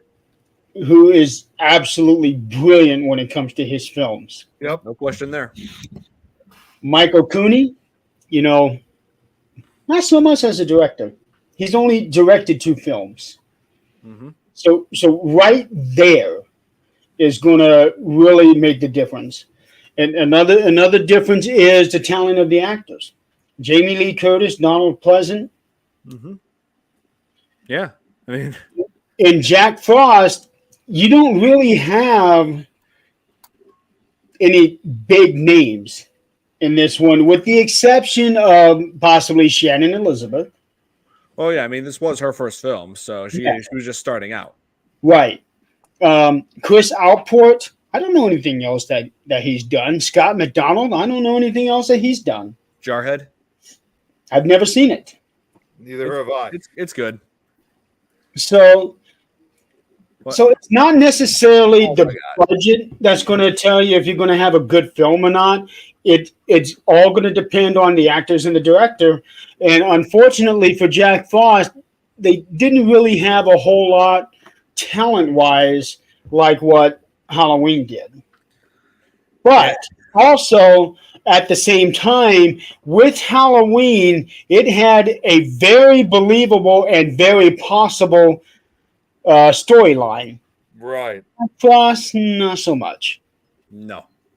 So when you think about all the different angles you can look at it from both films, Jack Frost was going to be terrible no matter what.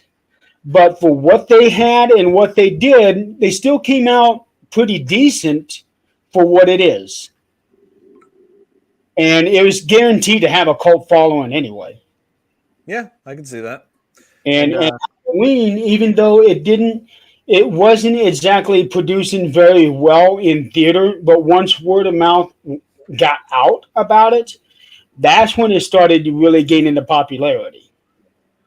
That's true. Yeah, and I mean this, straight to video is like basically, word of mouth. Yeah, because obviously straight to video movies are not as well advertised as films that were released in theaters. I mean, this film was like around, like people were like people. This was kind of like popular like straight to video horror back in the mid '90s. I mean this along with Uncle Sam. I remember that one.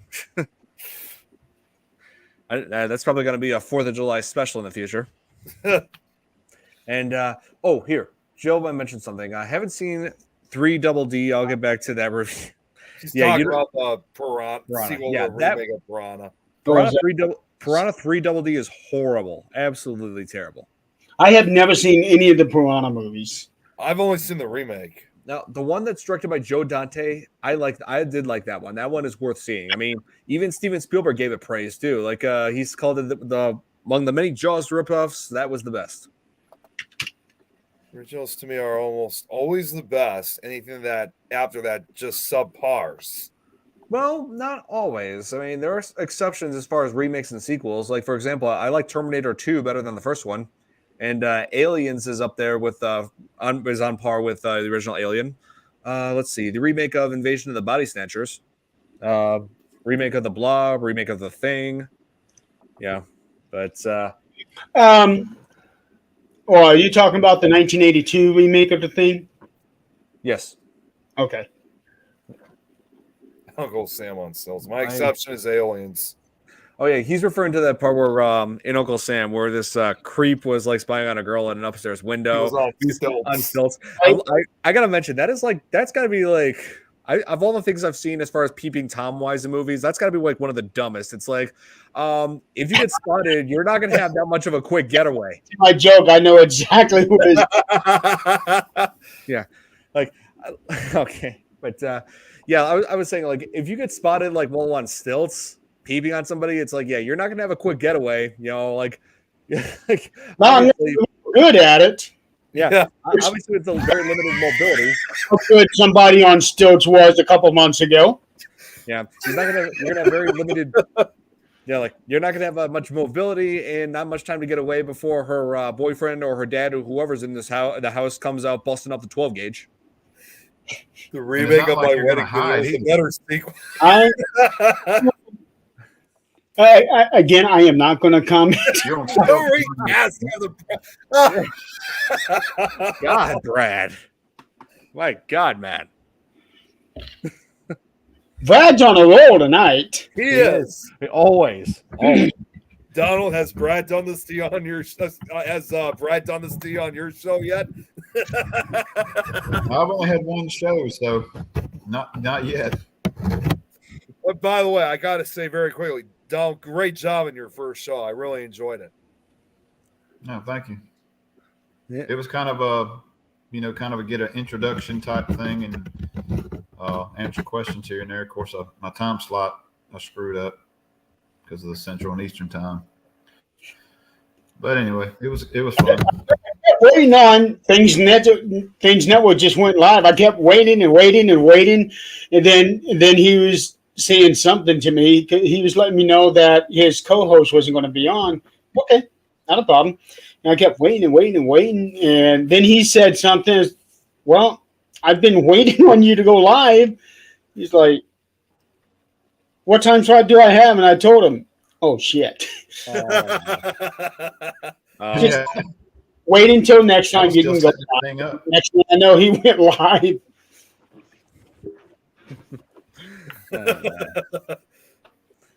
Better late than never.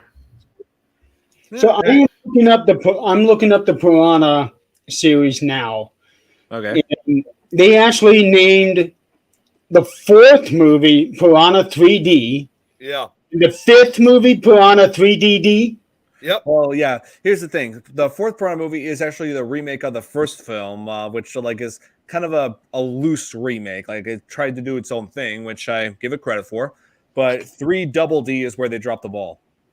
So what is this third one here that's called Piranha?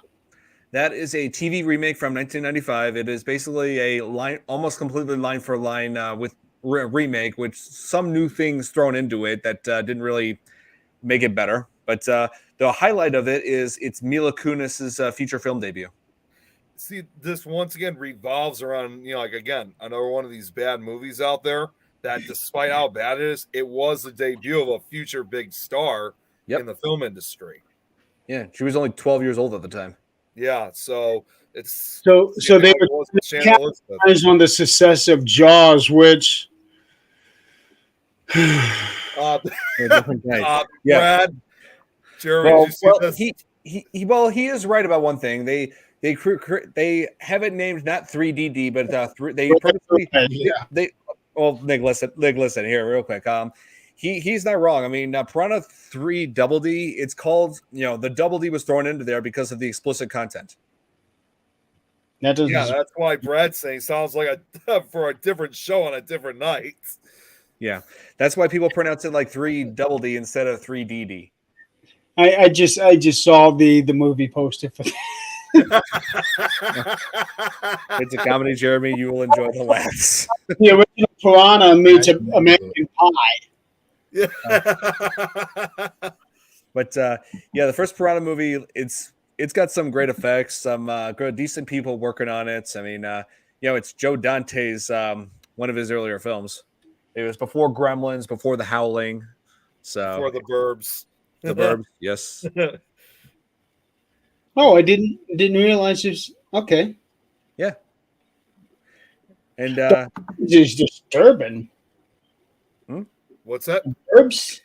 The Burbs, yeah, with Tom Hanks. He directed that movie. Yeah. Yeah.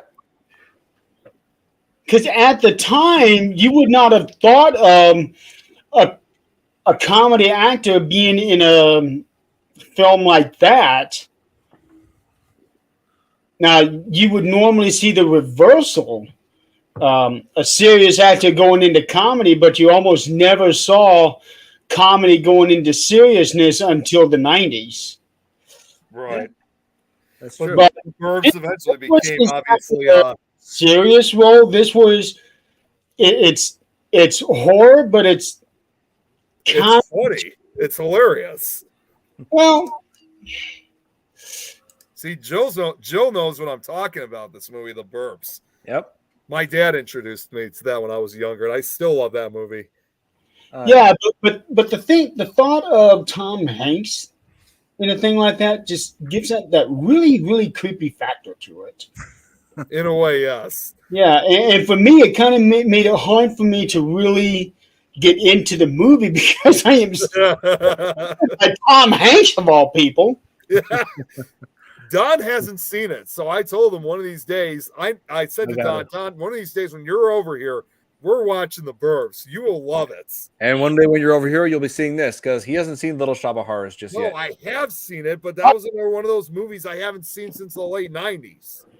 Robin Williams in 1 Hour Photo, brilliant. He was also in Insomnia with Al Pacino, another brilliant thing. But that just goes to show you're thinking of with that was a lot more serious in there to give it that creepy factor. But with Tom Hanks going into the Burbs, it was just disturbing to me. Yep. Oh, jeez, Brad, Don, this one's for you. I don't think Don's ever going to come to your house at all. Okay, Brad. I just want to say congratulations. Now I'm never coming over. He's kind of got you there, Brad. Oh man.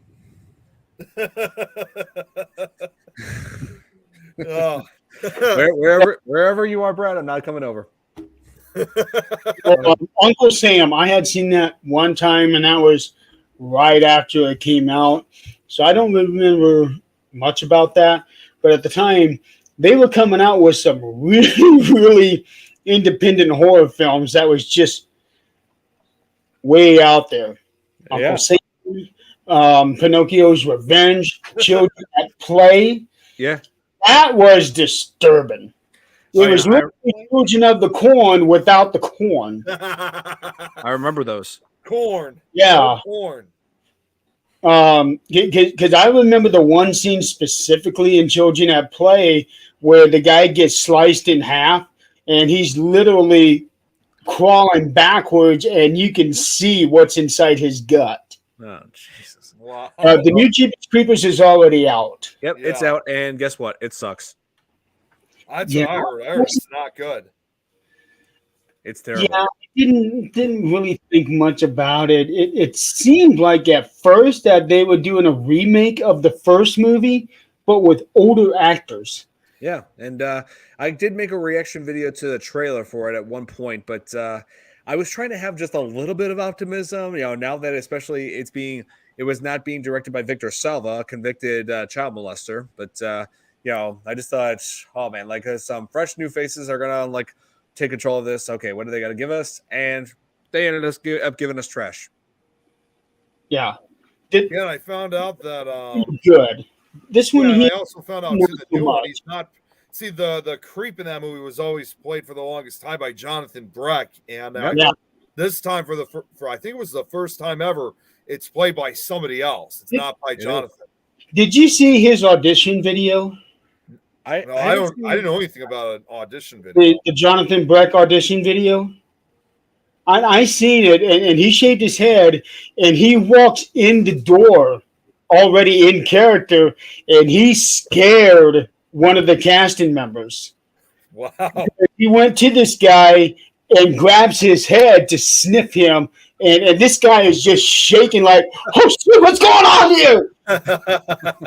Yeah, I haven't seen that though. I did see some behind the scenes footage of where they were applying that makeup for it. Yeah, I hadn't seen that. I just seen the audition video of his. Why did he? I don't get it. If he was not playing the character, why did he shave his head? I don't get that. Well, because it made it more natural for him to look more the part. Okay. Okay. Yeah, but he shaved his head for that role. He had to stand out. Make himself stand out more, probably. Oh, here. Probably makeup people, yeah. Could be. But again, he shaved his head before he got the role, though. Mm-hmm. That he did. When you think about it, when it comes to Hollywood, the there's going to be time in between when you shave your head to when you actually get a part where you're going to need some hair. Mm-hmm. Yeah, So- that's the thing. Like that seems to be like a problem with some people who yeah, they gotta make sure their hair or their facial hair is just right for some films. You know, like there could be one film where you need to have a mustache for it, or there's gonna be another film like soon after that you need to shave it off, and it's like, oh wait, there's another one where you have to have a goatee. You know, like there's all kinds of different. Well, Tom Hanks in Castaway. Yeah. He went through a complete body transformation because they filmed the first half of the movie in one particular time, and then they waited like what 9 or 10 months. Yeah, at least. And he was on a cereal diet and grew his hair and beard out that whole time. Yeah. And then they went right into filming the second half of the movie. Yeah, that's some serious dedication he had right there. Yeah. Yeah. Why are horror movies sucky now? Probably because we have been conditioned now to how movies are. Because when you think about the 80s and the 90s, we hadn't exactly been conditioned to certain expectations. The bad movies that came out then were considered good at the time. Now they would be considered bad because of all of the hoopla that's coming out, like Transformers. Look at the action in that. Look at the action in Fast and the Furious. So they have these A-list directors and A-list actors, and also all of these very exciting and explosive scenes, so that when they come out with low budget films, that sucks. No, it doesn't.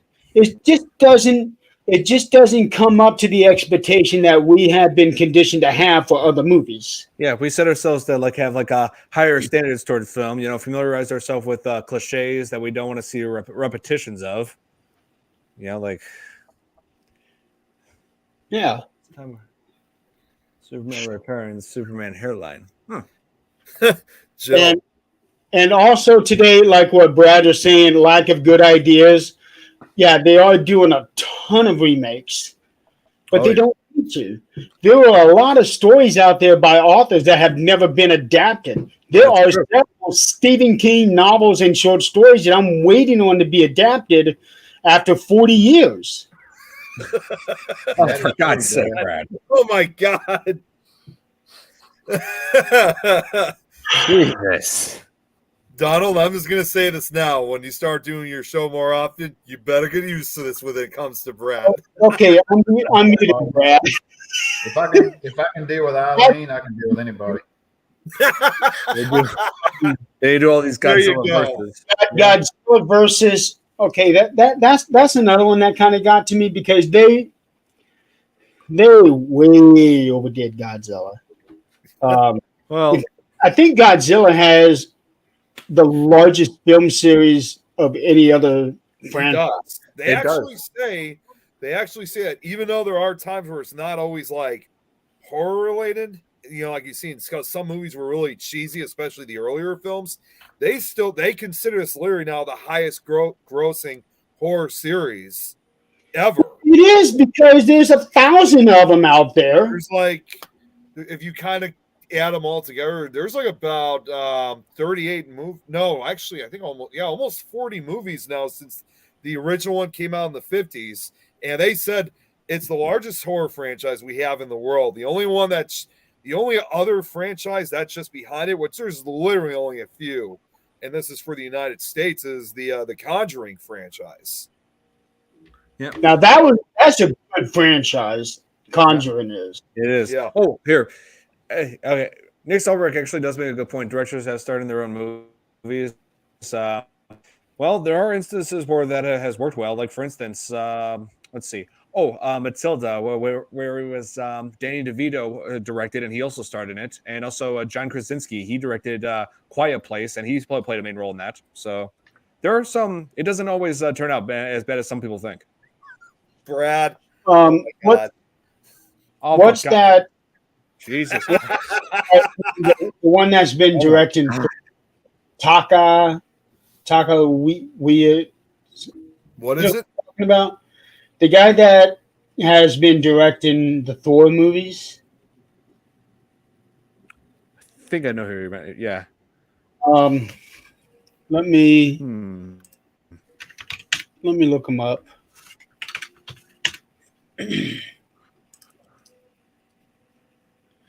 Taka Waititi. If I pronounce I know that Kenneth Branagh directed the first one. Yeah, I So know he- Kenneth Branagh directed the first one. Yep, him. He's in a lot of his own movies. But this Taka, what? Oh, he's actually Taika David Cohen. Really? I wonder if he's related to that Larry Cohen. Cohen. Well, because Larry Larry Cohen, yeah. Cohen passed away a few years ago. So, Yeah. Well, either way, he's been starring in some of his movies. Alfred Hitchcock has a small cameo in every one of his movies. yeah. That's true. John and- Carpenter would have a small part in some of his movies, usually voice only. Yeah, I mean, even we were just talking about before in our Gremlins podcast that Steven Spielberg did a cameo, like a brief appearance in one scene. Right. Yeah, so directors being in their own movies is fine, even if they are the star of the show. Sometimes it works. Leonard Nimoy. Oh yeah. Like Jill J what- was like saying Guillermo del Toro movies are pretty interesting for me. I got to see the new Pinocchio one that just came out. Yeah, like the thanks for reminding me, Jill. I'm still waiting for that sequel for Scary Stories that he said he was going to be working on. They haven't put out any new information on that since. So I hope they still make it. Yeah, I hope so too. So like Jack Frost, I consider to be one of the most ridiculous horror films that I've seen. What's like the most? I have a question for all of you. What is the most ridiculously, like, laughably bad horror film you've ever seen? Laughably bad? Yeah, one of the that's more laughable kind of bad, like one that you could just poke fun of, and never get like you can never get tired of poking fun at. I don't know if I would say for the entire movie, but for a couple of scenes, I would have to go with Jason versus Freddy. Freddy versus Jason. And the reason I say that is for three scenes on that one. One is where they do the party in the cornfield. Two is where the guy is sitting on the front porch with his dad and he falls asleep and he wakes up and his dad's been decapitated. I remember that. And two is in Jason's dream and Freddy is Jediing him all over the boiler. I Brad, watched the movie theater and I was crying during that scene. The entire movie theater is laughing so hard Yeah, the at that particular scene. the pinball sound effects. Yeah, Brad, So, that does not sound right the way you just said that. I'm sorry. It says those bad movies you used to watch on TV. Are you sure you know? Are you sure you're talking about those kind of movies? scary movie. Brad.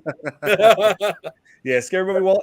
Well, scary movie was intentionally funny. Like, but yeah, it's pretty. Well, most of the sequels anyway are pretty laughably bad. But yeah, Nick, what about you? What's like one that's like laughably bad that you can never get tired of making fun of? Oh man. Somebody behind Nick. Well, I could start off with this because I know Brad's probably going to say before he says it, no, it is not Jaws the Revenge. So we can rule out that answer. So, what is the worst one I've seen? It's kind of hard to say because I think the majority of them I've seen them on Mystery Science Theater 3000. Haven't we all? Yeah. Come back to me. Check with Donald first, and then I'll get back to you. What about you, Donald? Oh, the worst horror movie I've ever seen is Boarding House. Boarding House. I don't think I've. Boarding There's probably a reason why I haven't heard of that. It is. Oh my god, it's horrible.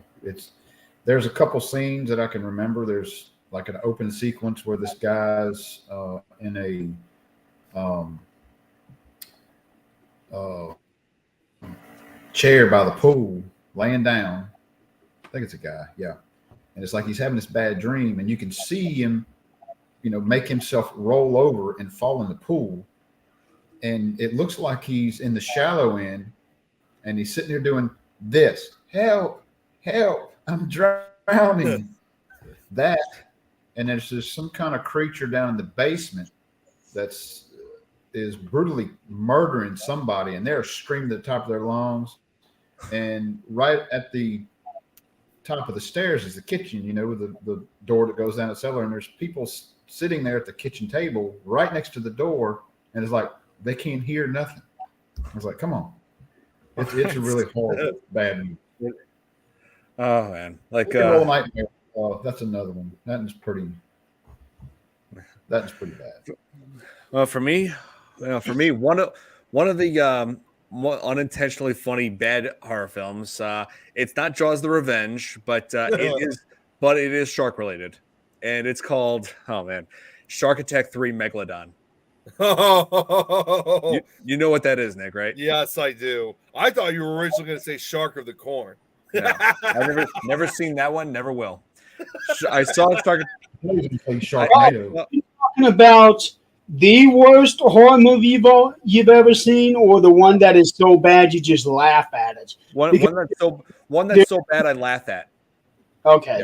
Yeah, because I'm gonna tell you right now, like the editing, the acting is laughably bad. The editing is god awful. Like the opening scene, it shows a guy like repairing something deep at the bottom of the ocean, like supposedly hundreds of feet at the bottom of the bottom, right? And a shark comes at. It shows like the shark like swimming at the surface of the water when this is supposed to be taking place deep down. Like, what sense does that make? Like the stock footage is like way the stock footage is like way too obvious in this film. And also, that shark turned out to be the baby. The mother is like super big. Like the size is never consistent because there are shots where it's attacking a yacht full of business people, on a party and whatnot. This big, corporation event. And so they're all jumping into the water because the shark is sinking the boat because jumping in the water where the shark is much safer, right? And so and it shows no matter what. Yeah, and it shows maybe they were thinking like the Titanic. And it shows one guy jumping in. It shows one guy jumping in, like the shark, and like ends up jumping into the shark's mouth. The shark takes a bite. Like stock footage of like an actual great white shark, where they just increased the size of the shark, the scale. But that's what they did. And so a few shots later, it becomes not big, even bigger, swallows a whole raft full of people. Like the size is never consistent. When you come face to face with a shark, just punch him in the nose. Maybe it'll go away. Or hit in the eyes, because they always say it's actually you got to hit them in the eyes if it's like a larger shark, like a gray white. I mean, really, just take that in for a second. One shot, it's big enough to swallow one person, and then another shot, it's big enough to swallow a whole raft full of people. And I believe that's someone actually posted. Someone actually posted that scene. It's become a viral video. So, hey Don, let me go with Brad out. Oh my God, Brad! Jesus Christ, Brad, you are a terrible, terrible human being. Probably worse than any of those movies at all. Your ex-wife is going to come after you in your sleep now. Just so you're aware. One Christmas is the worst movie I've ever seen, but it's so bad I can't even laugh at it. Which movie? One Hell of a Christmas. 60 million views. One Hell of a Christmas? Yeah. On your, you were breaking up a little bit again, but now you're back to normal speed. What about Krampus? Krampus. I like Krampus. Yeah, it was all right. I mean, I have seen worse ones. They could have done better at the actual movie itself because it turned it into kind of a comedic. At least that's what I thought. They could have done so much more with that.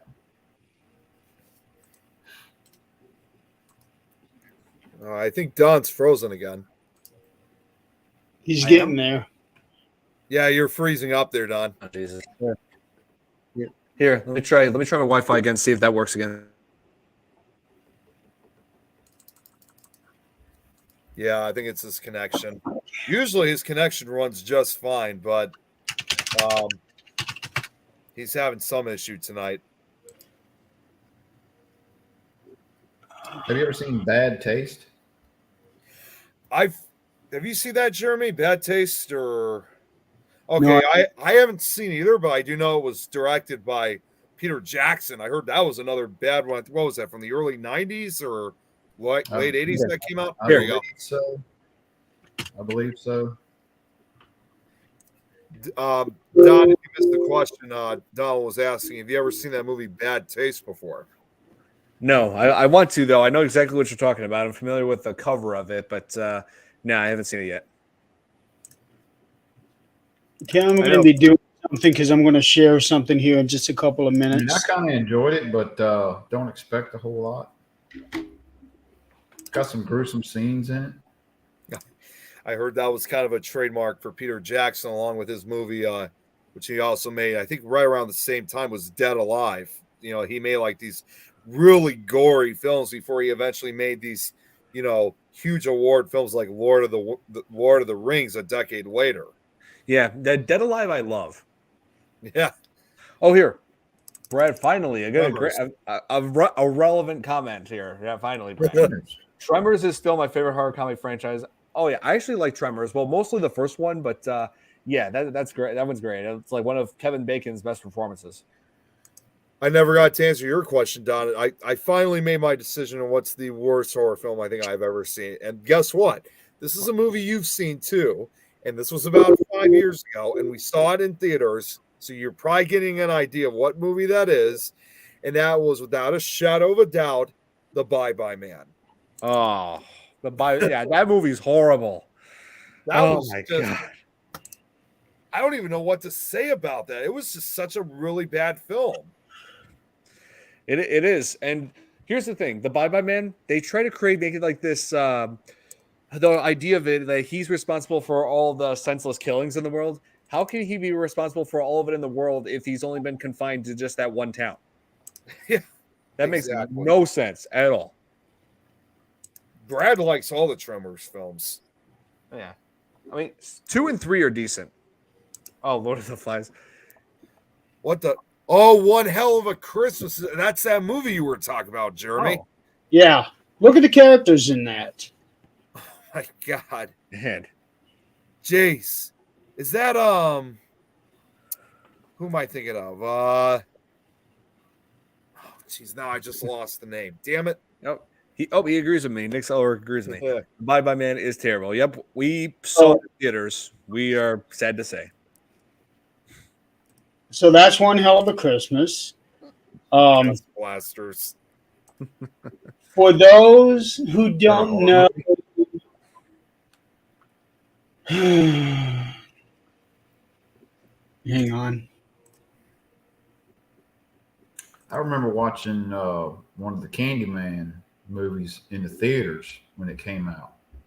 And you're really getting into the movie, really good. We went to theaters, and it's like, man, it's really good, really good. And then in some of the scenes in the movie, you see the boom mic coming down in the screen. I was like, what the hell is that? I said, I think that's the boom mic.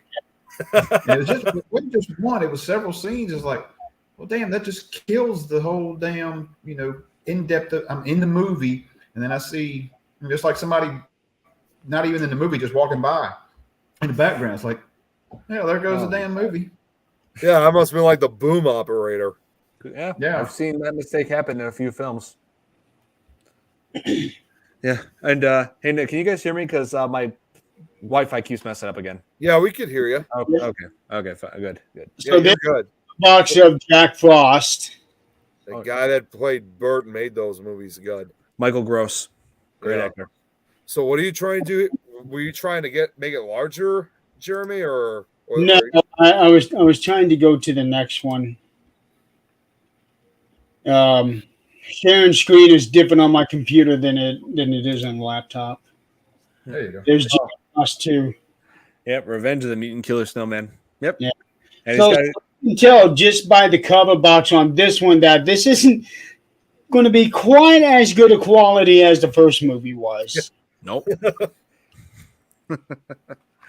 Oh man. But yeah, like, and also they changed the look of Jack Frost in the second film as well. Like, and They did. yeah, and also I think the suit was better in the second one. I guess at least they made him more of a animated, like more movements on him, as opposed to like in the first film. One person I did feel bad for in the second one is that old man. That yeah, I remember who that is. the hotel. Yeah, he actually was a big actor too in that film. What was his name? Who was he? Ian something? No, I don't think it was. Ian is the guy that was the psychiatrist at the beginning of the film. Oh, yeah. Never mind. You're right. Yeah, Scratch that.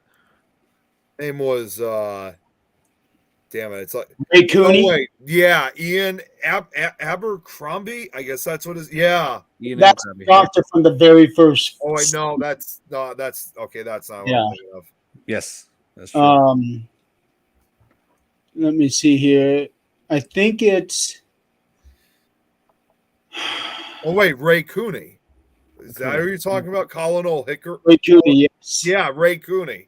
Ray Cooney is actually the father of the guy that directed these films.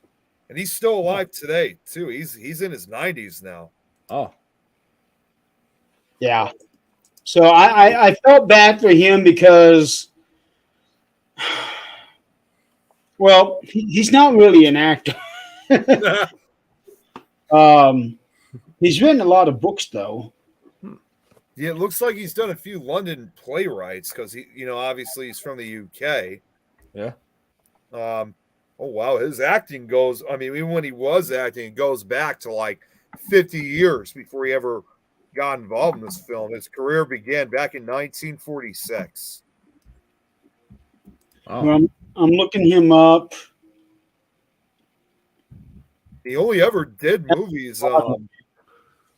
Here He we only go. ever did them like between 1968 up till about 2006. Or well, actually, no, he did one. He directed it. I don't know if he actually started it. It was about 10 years ago in 2012. He's got 30 acting roles on IMDb. His last movie that he did, apparently, which was the movie Run for Your Wife, it was actually referred to as one of the worst movies of all There you go, Brad. That's a movie for you to watch.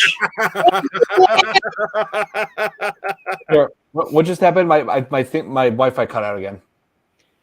There's a movie called Run for Your Wife. It's called Run for Your Wife. That's a movie for Brad, Yeah. right? That has Brad's name all over it. To watch.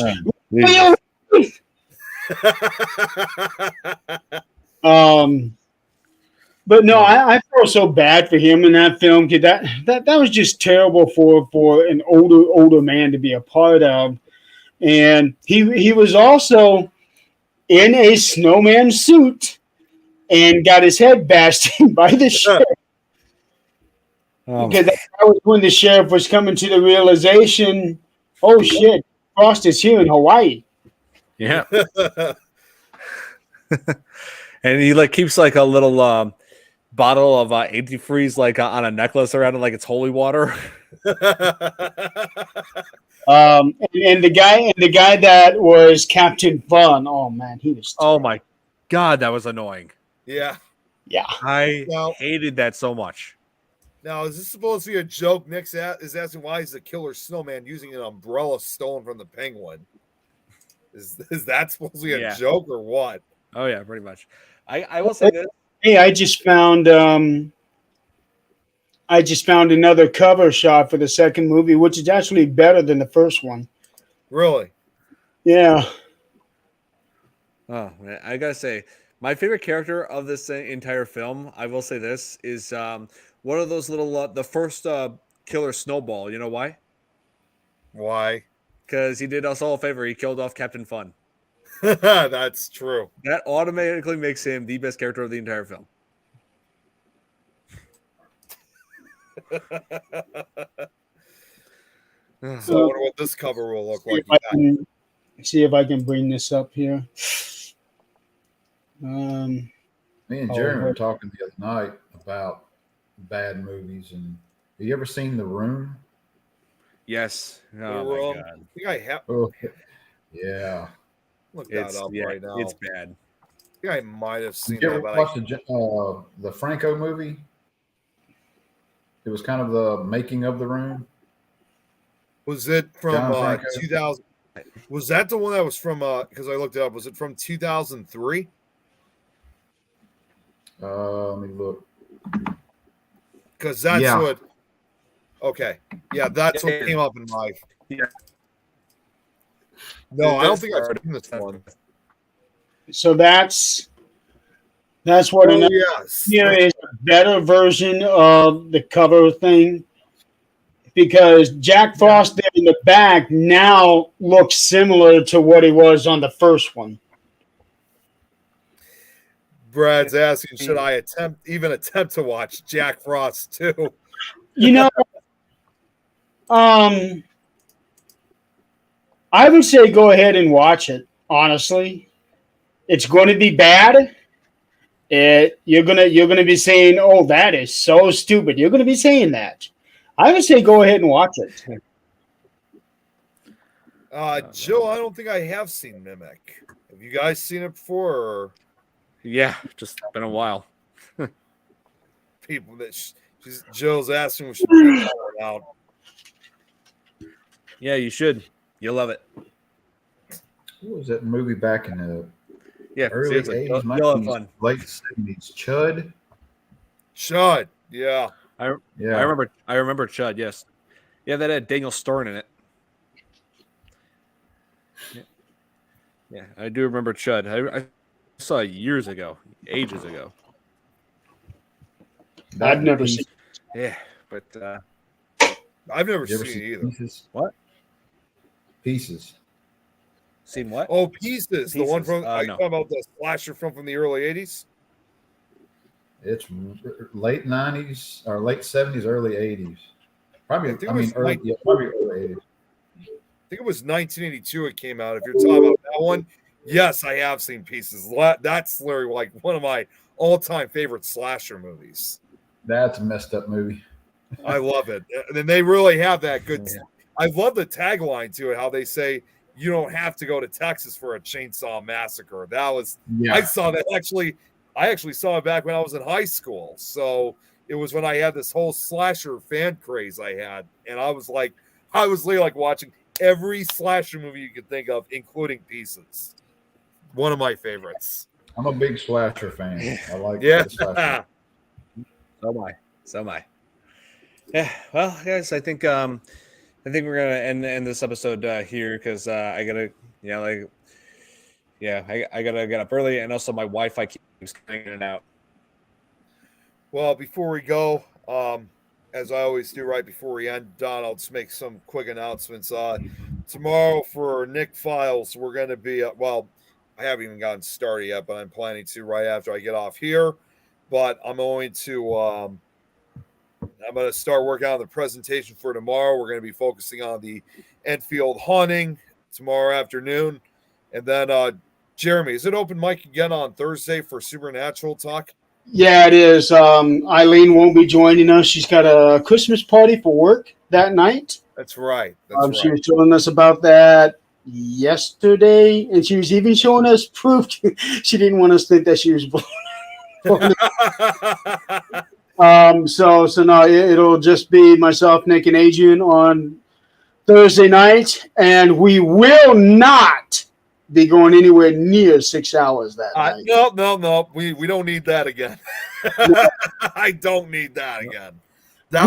We need to put a timer on this thing where it automatically goes into the outro video and cuts us off.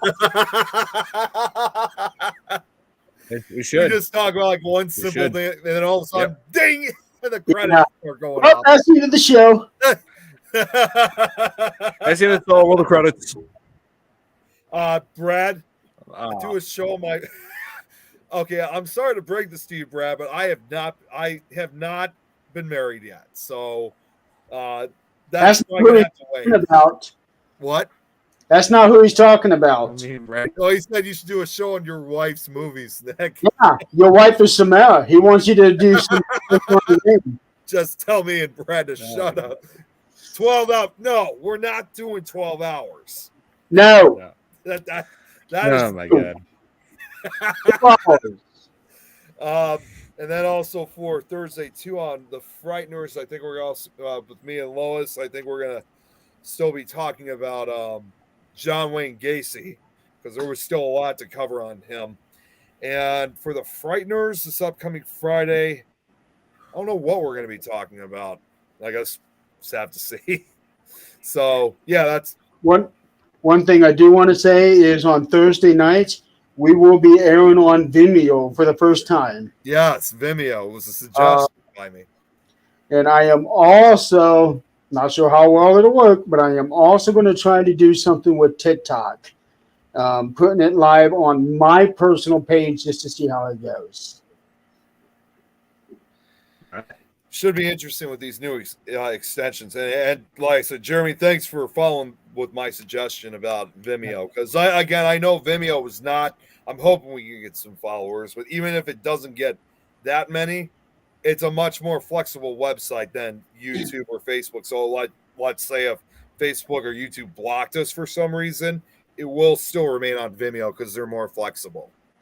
Yeah. And also it's another platform, so the extra exposure definitely couldn't hurt. Right. So, and who knows, maybe the algorithms over there are better than what it is on Facebook and YouTube. It is. Yeah. Oh, dang. That's like premiering on MySpace. Didn't we jokefully once say that we were going to try to broadcast on MySpace? We talked about it, but MySpace is dead. Yeah. I haven't used. It does exist. I haven't used MySpace. I haven't used MySpace since I was like 12. Yeah. See, Jill just read my mind. We were all supposed to bring that back, and Nick, for the first time ever, MySpace page. Yeah. Is the website even still up? It is. I think it is. I mean, I'm looking up right now just to be sure. Why? It is. Well, MySpace is still up, but it's more for like music. The last time I saw it. Yeah, Donald, it's still up to this day. I'm on the page right now. I can see the music thing. Yeah. I can see the music thing because it was. If we were like Jeremy, like you said a while back about if we didn't have all these copyright issues, like because you said you wanted to do like a show involving like us singing karaoke, MySpace would have been perfect for it. Yeah. Oh, karaoke would be awesome. Because we could have profile songs. Yeah. Karaoke would be awesome. I'd have to have a few drinks first, but. Yeah, we spent like an hour each trying to find her. Yeah, it's true. Yeah. Everybody else tried spending an hour like finding their old pages. Although surprisingly, despite that I grew up in the era of MySpace, I never had a MySpace because no one told me about it, so I missed out. Well, hey, it's a good thing you did. Facebook's better. And what were you saying, Donald? I was saying it's good. Really. You didn't really miss out. Oh yeah, we got you on here now. I didn't think about that. Yeah. You didn't miss out, Nick. Facebook's way better. Gone too. Yeah, I was just saying, Nick. You didn't miss out on anything. Facebook's way better. Yeah. Well, now it's turning into shit too because of these issues we're having. MySpace in its prime was so good. And then once it started declining a little bit, that was when Facebook was starting its incline, and everybody just jumped at the same time, and MySpace was killed, basically. Yeah. Oh my God. Don needs to make a new social media site, Scarespace. There actually is a horror social media. There actually is one. Wow. Yeah. Here, let me pull it up here. It is called Slasher. Slasher. Yes. That's it? That's all the name. Joel's like, sign me up. Yeah, but is it a very popular social media site though? That's the real question. Not sure. Not entirely sure. Apparently, like there are options for like listing your favorite horror films. Let's see, making friends, starting up groups, and even dating. See, I stay away from those because That would be because kind there of- were some other social media sites that call them like paranormal date and stuff like that, and that stuff. Yeah. It never works. It's I don't- Dating doesn't work, period, no matter which way you look at it. Yeah, What's I that, don't. Jeremy? Dating Slasher doesn't date. work, no matter which way you look at it. Sorry, what was that, Donald? I said slasher dating doesn't sound safe. It doesn't. Can you imagine if you went onto someone's profile, say, "How about we meet up a Friday night? I'll make sure to slash that throat in a way you'll never forget." So is it slasher dating or slash her? Oh my god. Or stat, or Slasher. you know what? No, I'm not even gonna say it because that Slash would just sound Okay. wrong. I'll slash her. Yeah. If I try dating on there, I'm betting someone on there is just gonna be like, oh yeah, like that. So, but yeah, I don't trust online dating. Tinder So horror yeah, style, yeah. I wouldn't use it any. Yeah, I wouldn't use it anyway because I don't trust online dating. Don, as I always would say, I don't trust like that. Another Hey, Eric that's Andre right. reference. What's that, That's where I Donald? met my wife. It's where I met my wife. It turned out You pretty know, I don't want good. to sound mean, but is that because I don't want to sound mean, but is that also where you probably met Eileen too? No, that was through Dole. Oh, And he's not around anymore. Well, he's not, physically around anymore. yeah. All right. Well, I guess we're gonna end this episode here. So next, no, not next week. On Friday, Friday at 7 p.m. We are going to be discussing another holiday horror film. This time, it's going to be a slasher, a cult classic, and it'll definitely going to be a much better film than this. I can guarantee that. And it is called Silent Night, Deadly Night. I'll be on for that one. Donald, are you familiar with that one? I've seen that one.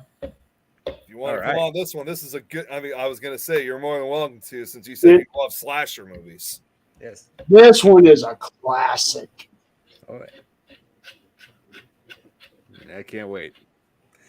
Oh, okay, so hope you guys enjoyed watching this episode of the Fear Fans podcast. Thank you, Jeremy. Thank you, Donald, for joining us on this. I've had an awesome time chatting with you guys about this. Yep. So, and Jeremy, welcome back, man. Thank you. Everybody out there in the audience, thank you for playing along and for putting up with us. And Brad. And I apologize from earlier with my laugh attack after we were talking about the wedding. I thought we lost it there for a few minutes. Everyone was kind of getting a little worried about me. That's to see how hard I was laughing. That was funny. That was funny. Yeah. See you Friday, Jill. All right. So, hope you guys enjoyed, and we'll be back on here Friday, and I'll see you then. Take care. Take Good night, care. guys.